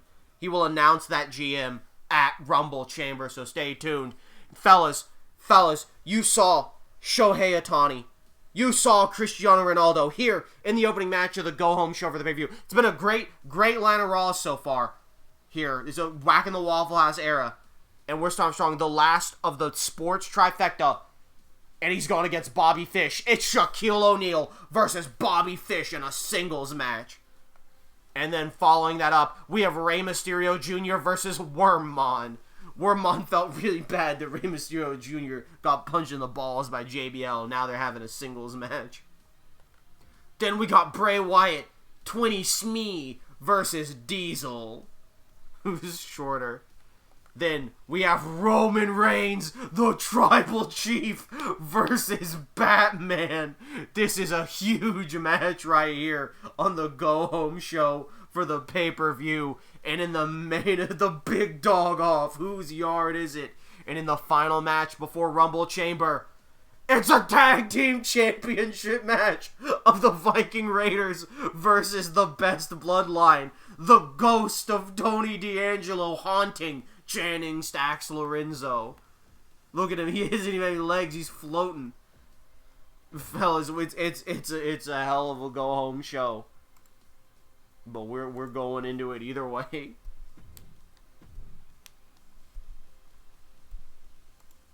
Bobby Fish and Shaquille O'Neal, 1-on-1. And what? Oh, a stare down is Shaq. Does Shaq respect the Fishman? A handshake offered. Oh, well, okay, never mind. Some mutual respect here, you know? We've been talking a lot of trash on Bobby Fish. But really, folks, where's the crime? What has Bobby Fish done wrong? maybe we're all fish out of water. And Bobby Fish is just trying to show us the way. Maybe Bobby Fish just wants to take us under his wing. Like a school under him. To lead us into a new era of Universe mode. Maybe Shaquille O'Neal sees that in him. I truly think Steamboat shows why Universe can be so good. Because a random ass guy who's never watched in our lives can get over. Dude, that's like the best part. Remember when, like, Rick Martel... Well, like, obviously, Asterisk, both of these guys, like, Ricky the Dragon Steamboat is, like, goated in real life. And is a mega... in reality, he should be mega over because he's, like, a mega talent. But, I didn't watch him growing up, so character-wise, he means nothing to me. But, all asterisks aside, brother, we're getting Bobby Fish over. Whether it's as a... heel or not is one thing, but we're getting Bobby Fish over one way or the other. It works, man. I think that's why the elimination gimmick works too. TNA couldn't do it, but we can. He missed. I can't wait for Shaq to just eliminate him here, bro. It's actually been like a 2-month build up so we can put Shaq over, and it is something I would do. I think the elimination gimmick, I'm happy with the elimination gimmick the way we've done it. Obviously, it got a little finicky with 2K25 coming out so close, but I think that's, as much, even though it's going to be a ton more setup I'm going to have to do for 2K25, I think it's worth it in the long run. I thought he was going to do it. Folks, where's the shackle issues? Dude, the Shaq gummies are pretty hit or miss. Some of them are, like, really good. Some of them taste like actual cough medicine in gummy form. I think the sour ones are definitely not great, unfortunately. A spear from Bobby Fish. The trident. The fishing rod. I'm gonna shit. I'm gonna punch a fucking hole in my wall, man. I'm gonna fucking break a window. I'm about to riot, bro. I'm about to reactivate the bomb cyclone. I'm about to run out on stage with the bomb cyclone strapped to my chest and just rip myself apart to take Bobby Fish with me. Folks, where's the squash? Dude, shout out to I think Shohei Ohtani is still in this. Shout out to him. The Soul Survivors, I think. It's so fucked and very funny intergender became real because, like, I don't think we would switch otherwise. I was considering it. Because I really did. Because, like, you see how much we're having to crunch just to get to Mania, and, like, how much we have to cut and how much we have to condense. We're gonna get to Mania, we're gonna, like, leave Mania with still, like, 120 people. So the idea of finishing Universe, like, getting it down to one person, I was, like, dreading that. The intergender made it a really good excuse to do that. Intergender and online GM mode were, like, really good excuses for me to come up with an idea to pitch it. You know, that's... Because I guess I could always just keep doing it in 2K24, even though 2K25's out. Dude, why is Wormmon cheeked up, man? Online GM mode was supposed to cost me because Ultra was down. Yeah. Bro!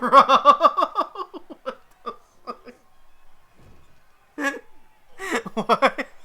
How does he look like that? Have we even seen Wormmon in a match yet? I know he was booked for a pay-per-view with Ultimate Warrior, but I think we skipped that ladder match. How does he look like? Dude, he looks more like the caterpillar from Bug's Life. Why does he have like a assault vest on? You could have just made him shirtless and it would have worked. He's his ass out, bro. Why is the lights I can't stop laughing. Why is Wormmon got his full ass out?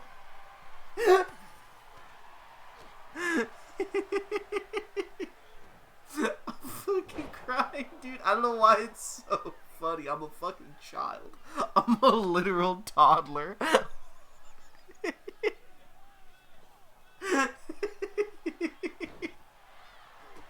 What is Kin been defeating him. Dude, I think I want Wormmon to win Universe Mode now. I haven't laughed this hard in so long. Dude, there's a full... I think the Greedy Gobbler has better pants than this. Why did they even give him a vest? That's what I said. I just said the exact same thing.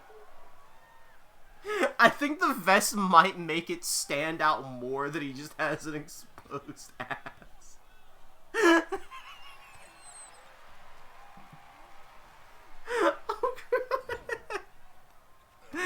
Is that the Pretty Deadly mesh? I don't know. It's stretched too much.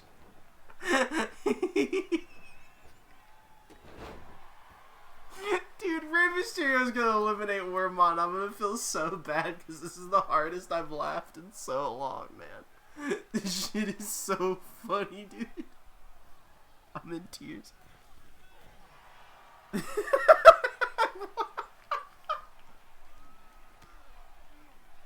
I'm like close up to my PC to get a full look. Fellas, are we staring at a full moon? Or is that just a quarter chub? Rey Mysterio, I'm sorry, Rey Mysterio, I need you to take the fall. I need you to take the L on this one for me, Rey Mysterio.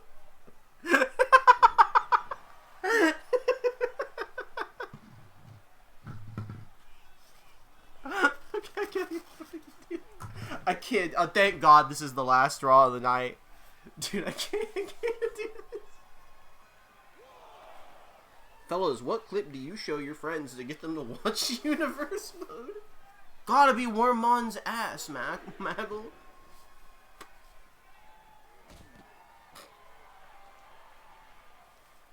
Gotta be Wormmon versus the Greedy Gobbler in a cake versus cake match.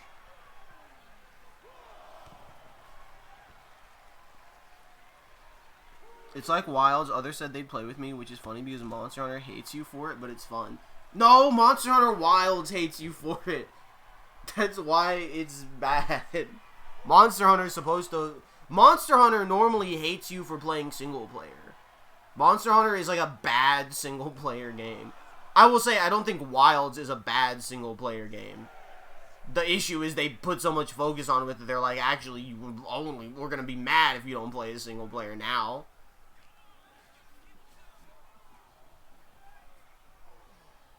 Now that we put all the effort into making it a playable single-player game, we're gonna be pissed if you don't do it. But that goes into my end of game review.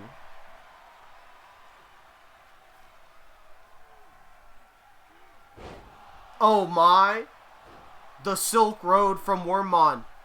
But Rey Mysterio gets up. I think I stopped laughing. We need the milk. Father, I need the milk. Alright, I said I was done laughing, and then I just pictured this fat Wormmon just wiggling up to cake out, going, Father, I can't say, I shouldn't have said cake out. I meant he had a big butt. I didn't mean he was pointing his butt at him. That has a different implication of the phrase, Father, I need the milk. It was a fat joke. It was a fat joke. With a T, with a T. You know, Monster Hunter Wilds and Digimon Adventure 2 are truly the same story. If by same story you mean we hard pivot halfway through.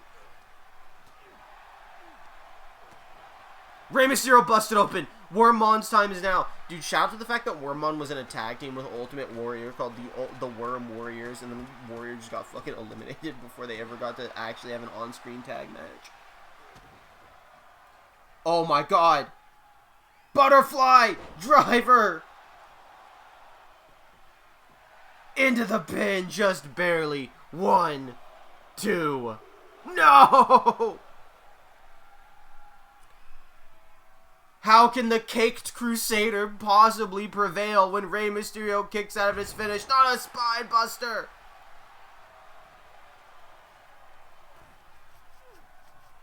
No. No. No! Get out of there, Wormmon! He's gonna do a Hurricane Rana into pin combo! No! No! No! No! Why are we punished? Oh my god, a superstar's music? I knew it! I knew it! I warned you, Rey! I warned you, Rey Mysterio! I warned you! You didn't want to believe! He's a rat! He's less than a worm! He got out of the car! He's so sneaky! He hid in the car for 2 Raws.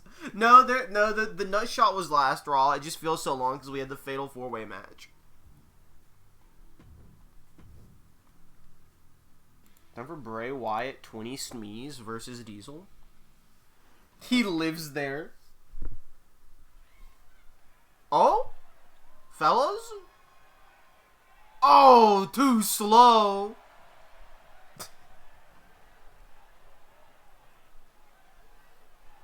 I know it's like a bad time to do this because we're only 3 shows from the finish, but I do have to like desperately. Oh my god, I do have to desperately use the restroom. This is fitness Bray Wyatt. I'm now real. I know it's Saturday night's main event, but this is fitness Bray Wyatt. I will be right back in just a couple minutes.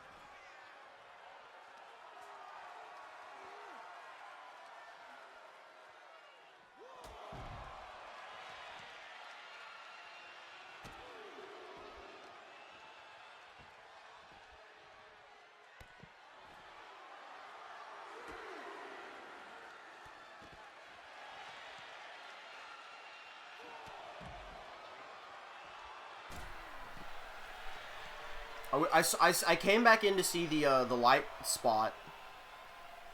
So I presume they're just still having the match. I also see chat saying get squashed and get no-sold. I checked, I believe you can watch the matches when you switch locally. So if we do online GM mode on stream, would you guys be open to us booking the shows in online and then we take a little bit of time to pivot to offline? Probably just for the pay-per-views, match cards. So that we can watch some of the matches on that.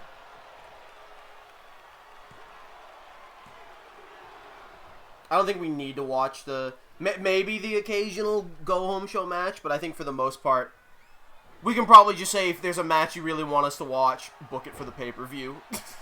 weigh your booking strategies versus how much you want to see the match on stream.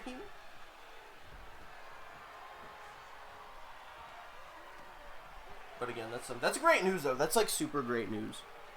Oh, something. Assuming it works. Obviously asterisk. We have to test it. Dude, that's a nasty headbutt. Always play it by ear. Yeah.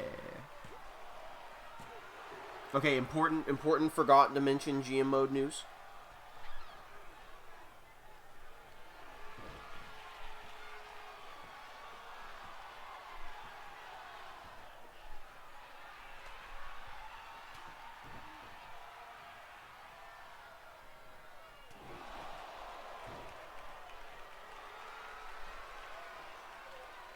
The pay-per-views are now like breaks / recess.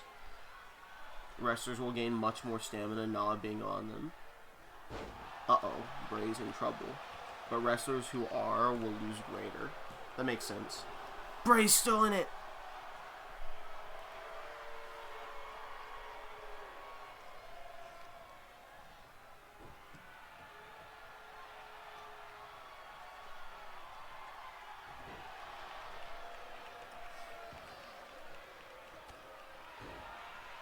Oh, I just got a notification that apparently there's like a very serious story progression bug in Wilds. I don't think we got it. I'm about to see.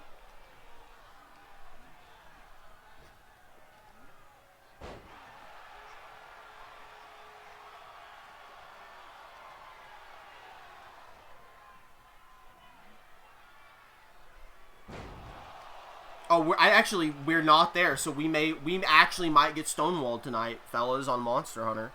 I will talk about this after the ad break-ins, because that's about to pop up. Makes sense, you're only booking 2 full matches? Yeah. 2 matches, and then the people that participate in the big Gambellini. Dude, they're still going, huh? They're really going the distance. They're not going to give us much break time before Wilds. You guys don't need to go the distance. Maybe you're on the pay-per-view. Maybe chat will be like, put these guys in the chamber.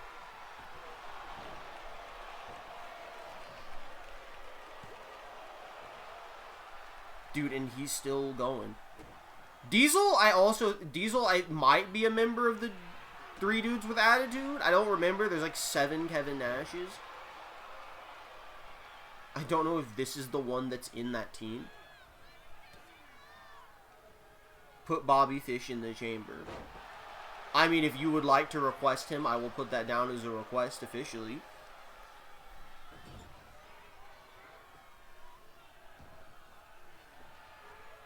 But I will also message everyone with what chambers are available. And if you want to pick which title you'd like him to go for based on the options, we can do that.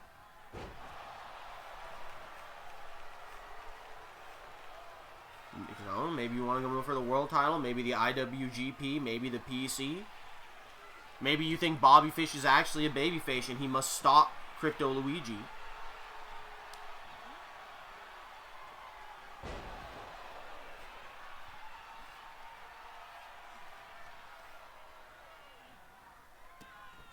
Big stompo to the face. Uh-oh. Bray Wyatt's busted open now. Diesel looking for the jackknife. No, reversed.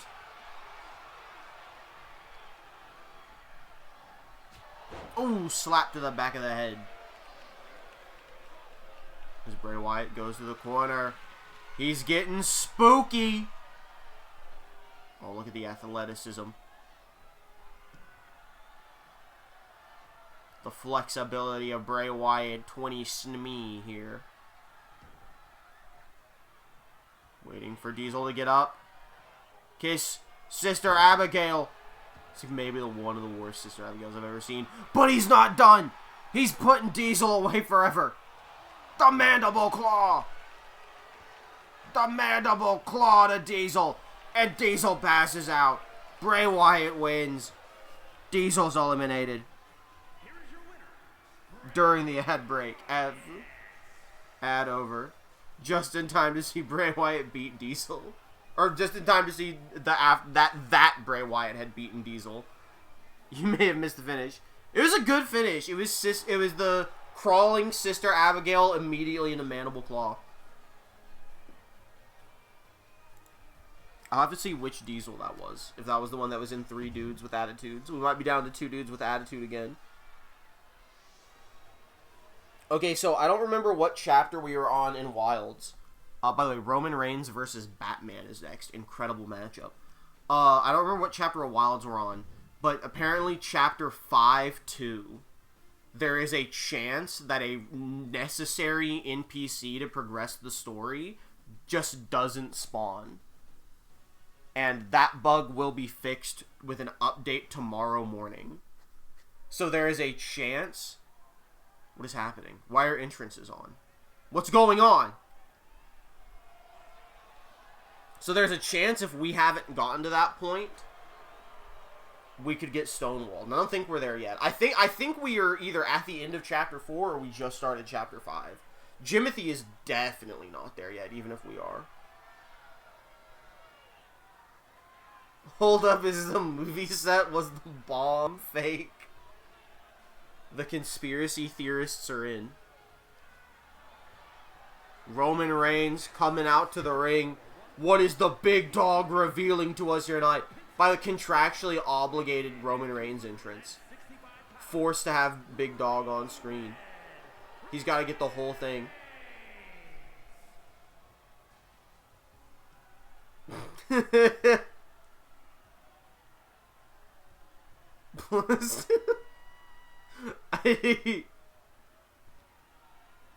Hold on. Pog entrance. It is kind of good. I'm glad it's happening.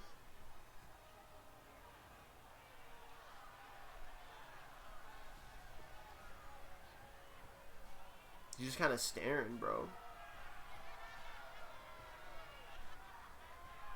What the hell? Why the fuck is there a radio? A satellite model in this game? Where'd this dude get an image of fucking Titanic, man?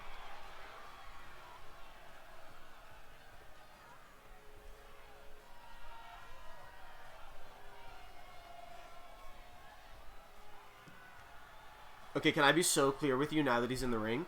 I can't skip this cutscene. Actual contractually obligated entrance. It will not. I've been trying to skip it this whole time. I thought he was getting jumped. I thought there was a... I thought he was getting jumped. It's a big match. It's a big fight feel. And his opponent from New York, weighing in at 228 pounds, Batman. There he is. Batman versus Big Dog. As he makes his way out to the ring. Oh my! Roman Reigns isn't gonna wait. They're gonna fight it out. Somewhere. Batman can't see him. The giant crates are in his way. Batman, look out! No! They're fighting behind the metal. Roman Reigns is jumping him.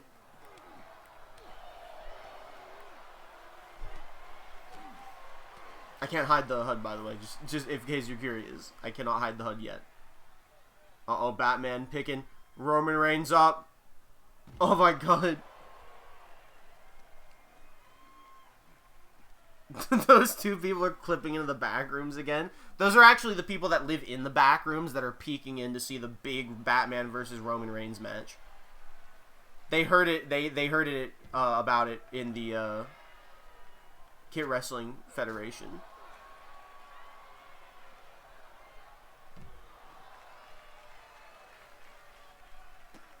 What is the controls to... Oh, I can't adjust the camera either. We're actually...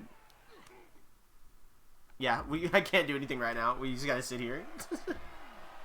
Imagine if the two of them no-clipped back into the back rooms.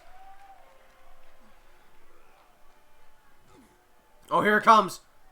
Roman Reigns jumped Batman beforehand. I think the big dog sees how big of a threat Batman is to the tribal chief and had to jump him beforehand. The match is officially started. And Roman Reigns with the dog collar, but Batman fighting out of it. Huge match leading into Rumble Chamber.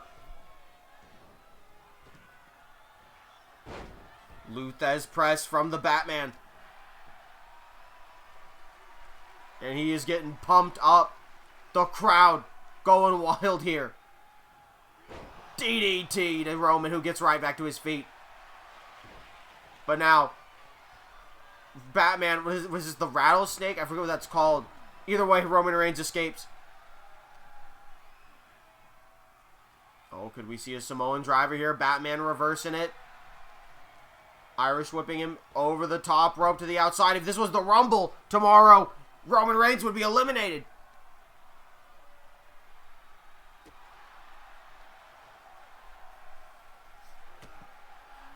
You never know who you're going to see inside the Royal Rumble.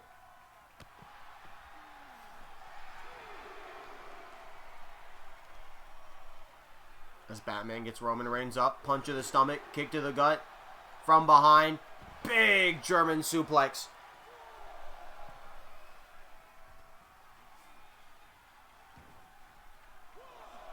On the outside. Oh yeah, I was going to say this about Rumble Chamber tomorrow. We are not going to do I'm going to generate a full 14 card show. We are not going to watch all 14 matches. Because we're going to have 3 chambers, a Royal Rumble, a tag title match, and 2 protection earning matches. Because the Royal Rumble gives you 1 as well. So that would be 3. So that's already 7 matches. 3 of which are chambers, 1 of which is a Royal Rumble, and 1 of which is a tag match. I think that's already probably a lot of time dedicated. I might include some other matches if they are rivalries or really interesting, but we will probably not do all. Punt kick from Batman! Oh, Roman Reigns kicking out of the punt kick.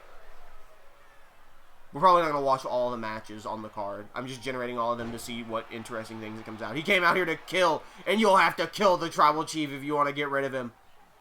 Big punch from Roman. Oh, and that man knocked him out. That man knocked Batman out. 1. Oh, Batman kicking out.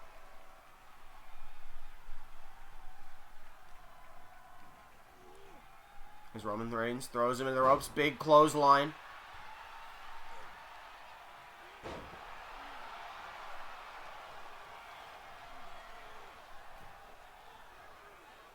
Reigns on the outside again. Batman plotting a back body drop on the hardest part of the ring. Roman has really been suffering for trying to attack Batman before the match.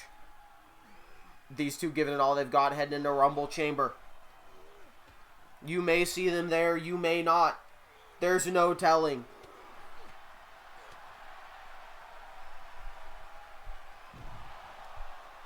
Dude, the Rumble's gonna be so pog, man. The Rumble's gonna be so exciting.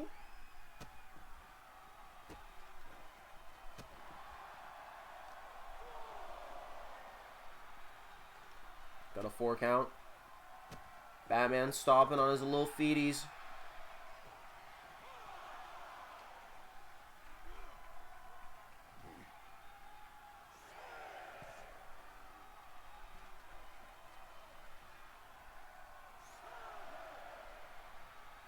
Are we getting a big dog count out here? 8 count.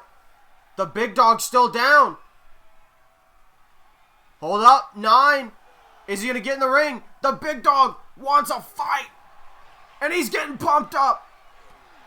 But Batman is not going to let it happen. Oh, big chop from Roman. And now they're trading blows back and forth here. This is an all-timer match. Dude, this is the main event tag team title match. Better be great. But also, hopefully, it's not super long. Because this specific Raw has already gone longer than expected.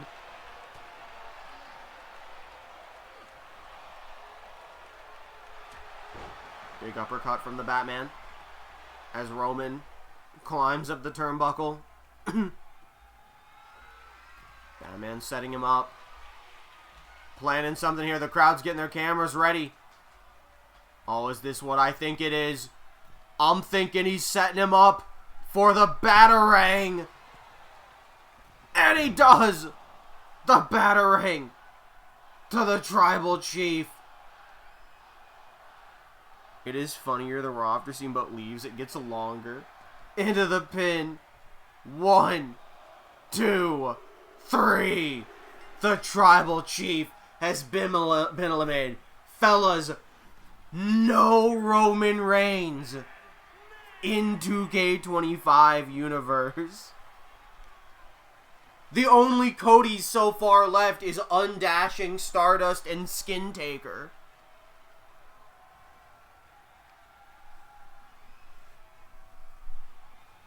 Batman stays strong. There's gotta be like one Roman. I don't think there is. I guess like... No, because Big Dog Roman is still just Shield Roman. He kept the vest and everything.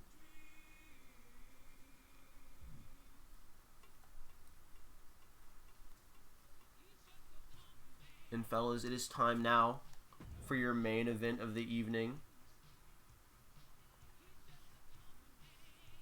The Best Bloodline versus the Viking Raiders. Tag titles on the line. The ghost of Tony D'Angelo at ringside haunting, chanting Stax Lorenzo for betraying the family. They could maybe put NXT Roman in. That'd be crazy. Football Roman. That'd actually be very pog. I'd pog up for that.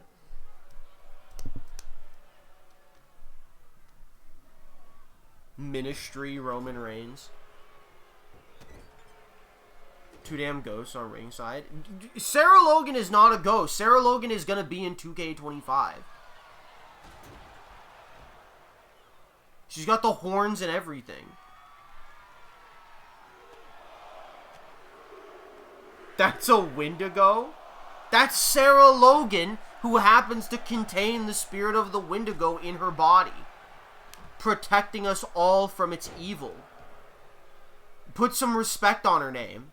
She's doing a damn sacrifice for the human race. Like Atlas holding up the planet Earth.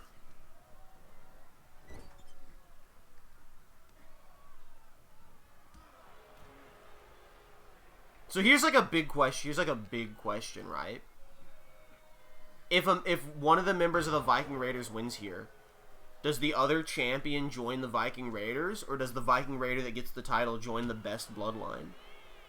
I might have to leave before the end of this match. I was told I have to be somewhere at 6. Extremely valid. This shit went way longer than anticipated. But thanks for those of you that do have to leave. Thanks for coming. Hey Ultra, is there a specific time you prefer for Rumble Chamber? I kind of want to do it earlier than usual so we can do big Monster Hunter Wilds Day. But if you're not available until a certain time, that's how it be.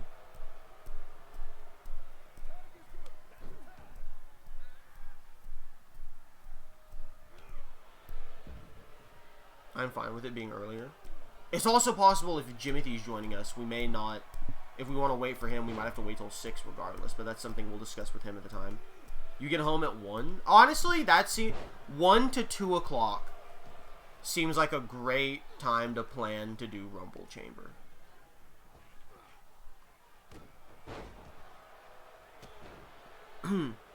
That seems like a hell of a plan, fellas.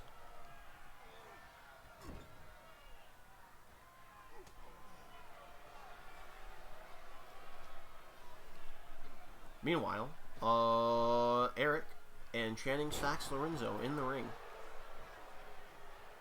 Goodbye, Ultra. Thanks for coming. See you tomorrow for Rumbly Chamber. Oh, Stax sent into the exposed turnbuckle that I guess Sarah Logan exposed, and then got distracted by Sarah Logan. Her Wendigo spirit really doing everything to help take Stax out as he's putting it. Oh! Ivar just punched Eric, seemingly by accident. It seems like they understand it was an accident. Oh, that's gonna hurt. Oh, that's an exposed turnbuckle. That's gonna hurt. Okay, that probably hurt Ivar too. Oh, he's no-selling it. Oh, and so is Stax. Turns out that's the soft, baby, comfy exposed turnbuckle. Ivar kicking out at 1. Stax with the hard right hook gets caught with a bulldog. Should not have gotten distracted by Eric. The snake head gives protection. That's his regular head, but yes, it does come with a defense boost. Oh my god, that was a little nasty. Into the pin, Samoa Joe coming to break it up. I legit forgot Samoa Joe was his tag team partner. Ooh, and he misses. Stacks up to his feet, drop kick to Ivar. Going for the pin here. The Viking Raiders were doing pretty good earlier on in this universe mode, getting some big wins in. Clearly, they were next in line once all of Gallus was obliterated by the NWO. Stacks gets a big kick to Ivar, makes the tag to Samoa Joe. And whoever walks out of this will have to defend their titles again at the pay-per-view tomorrow. This is simply an extra title match they are required to do. We haven't had any other tag matches in the last month, so we figured might as well give the fans a big tag match. As Sarah Logan throwing a kendo stick into the ring. Scooter, the referee, does not see it. Oh, he did see it. Very good job from Scooter, the referee. Big slam there.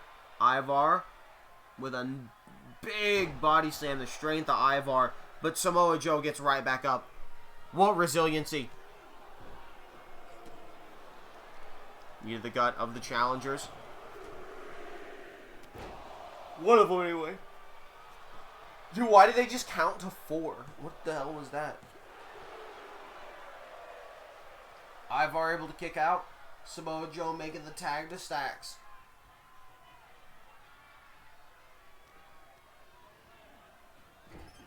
They could be setting up for the...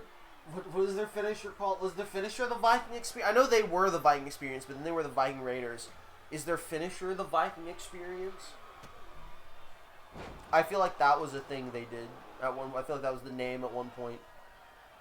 Stacks tagging Joe back in. Stacks has been having a rough time in this fight ever since getting tag teamed into the exposed turnbuckle. Big suplex. Samoa Joe in for the pin. 1, a 2, a 3. That was the tag team name they got changed to. Yeah, I know that. I know they became the Viking Experience and then they became the Viking Raiders. But I swear to God, after they became the Viking Raiders, they changed their tag team name to the Viking Experience as like a fucking bit.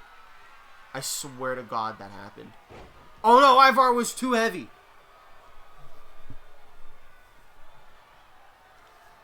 The crowd can't believe it. Ivar was too heavy for Samoa Joe to pick up. And it's going to cost him dearly.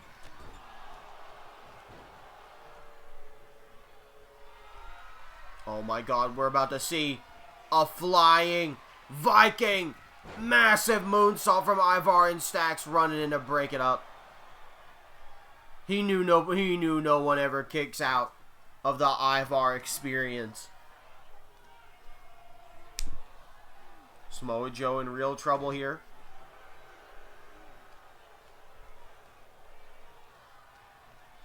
Dude, Dunk's doing big honka snoozy.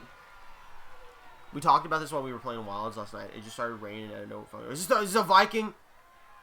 I don't know if it's a Viking Experience. I think it's just a double power bomb. Into the pin. Stacks not making the save. 2. Oh, Samoa Joe kicking out.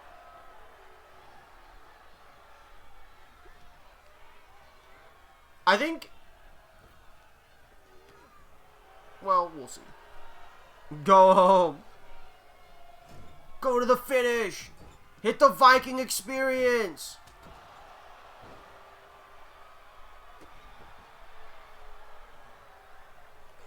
We talked about it during Wilds, but it like rained a ton last night, so it's all like wet and rainy today. It wasn't raining anymore today, but it's still wet. It might rain later. But Dunks becomes very snoozy, lazy man when rain because he can't go outside. The ghost of Tony D'Angelo in Channing's ear. Throw the match. Screw the best bloodline. You betrayed the family. Nobody will leave. I should probably do like that. Nobody leaves the family. Your mistake, Channing. I should never have trusted you. You betrayed the family. You betrayed everybody off of the fucking Rock. I can't fucking believe you do this. Samoa Joe's not a real tag team partner, Shannon. This isn't you. This isn't you. They're going for their tag team finisher. Oh, we called that the bank vault. Oh no, the hot tag to Ivar. Into a big flying crossbody. Scooter was running for the pin on that one. Ivar slams him down. Quick kick to the face.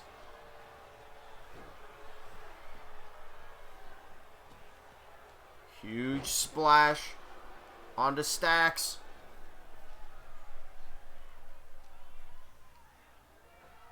Could be setting him up for the... Oh! Could be setting up for the Viking experience. No, that was just them beating him up. That was just them beating him up. There's nothing else to that. Oh, Eric looking for his finisher. I didn't even know Eric had a finisher. Oh! The spine snapper. But Samoa Joe breaking it up and then getting out of there. Oh no, he didn't get out of there fast enough. The ghost of Tony D'Angelo can't believe this. As Eric begins stomping on Stacks.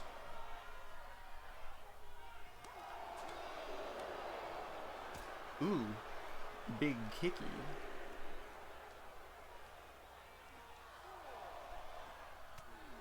Headbutt to the back of Stacks' head. Stacks gets up. Eric just tosses him aside. A 6 count. You stay down, Stacks. You don't need to be a part of this. Waste 8 count. Count out inbound. Count out inbound. 9. No. Double count out. Double count out. Double count out. He did it. He made it. Oh, Eric made it. Oh, Eric made it by the skin of his nutsack. Eric barely made it into the ring. And he's calling for the kill, but the hot tag gets made to Samoa Joe, who picks Eric up into a stun gun. Now off the ropes, big boy senton.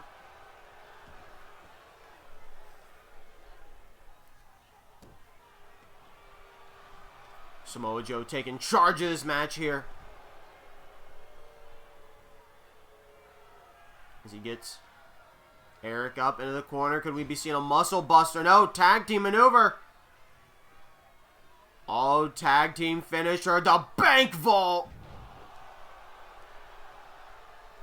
As Eric wisely rolls out of the ring, but Channing Stacks Lorenzo telling him to get back up. Suicide dive takes Eric down. And now Stacks. No, just getting in the ring. I thought he was going after Ivar for a second. Oh, he is. He is going after Ivar. Drop kick. As now Eric getting back in the ring. Stacks was not ready for him, even though he should have been. Oh, but he was ready for him, actually. Sneaky man. Big flying forearm drop. Stomping Eric down. Into a boot to the chest. Stacks needs to capitalize here before Ivar gets back up. Oh, Sarah Logan distracted him. The Wendigo inside of Sarah Logan can speak directly to the ancient Egyptian spirit possessing Stacks. Tag made. Irish whip off the ropes. Viking experience! Into the pin. 1, 2, 3.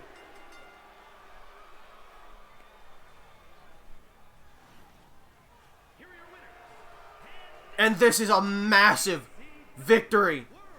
A massive win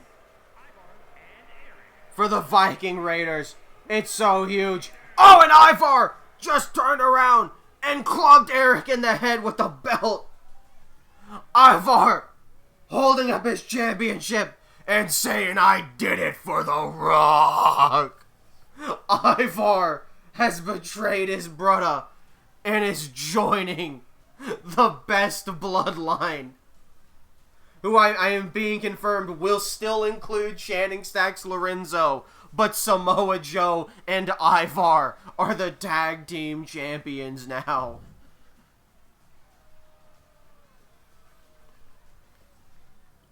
Stacks is on probation after losing his title protection hit.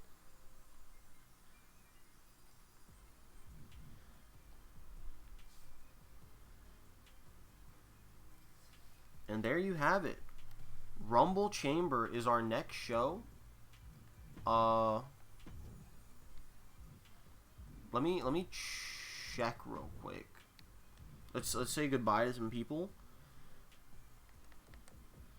Goodbye, Diesel. Goodbye, Roman Reigns. Yes, sir, that's the other Roman Reigns gone. The only other one in this game. Goodbye, Shaquille O'Neal. That one hurts me. That's a big painful to me. Oh, we lost Stardust at some point. I forgot about that. We don't have Stardust. Undashing Cody Rhodes is the only one left. We do still have Shohei Ohtani. Anyway, goodbye, Shaq. And goodbye, Wormon. Hey, that one, this hurts my soul so much. 154 people remain. We will lose at least a bare minimum of 12 at Chamber. Because even if something happened and we didn't lose anyone in anything except for the Chamber matches, and every Chamber match had a new champion, that's still 4 people from each Chamber getting eliminated. Add in 20. It's fine. I'm messing with tag teams. You can leave. You need to. I gotta adjust the best bloodline. Where's the Vikings? The Vikings are no longer a team. We're just murking the Viking Raiders. We are putting Ivar in the best bloodline. And we are swapping him with Stacks to make him in the main team with Samoa Joe. The best bloodline is being rebuilt for 2K25.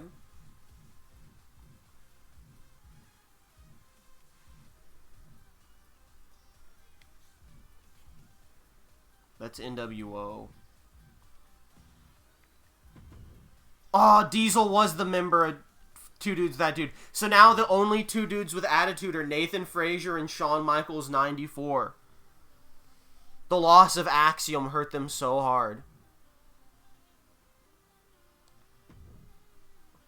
Well, fellas, thanks for coming. I'll see you tomorrow for Rumble Chamber. I'll see you in a bit for Wilds.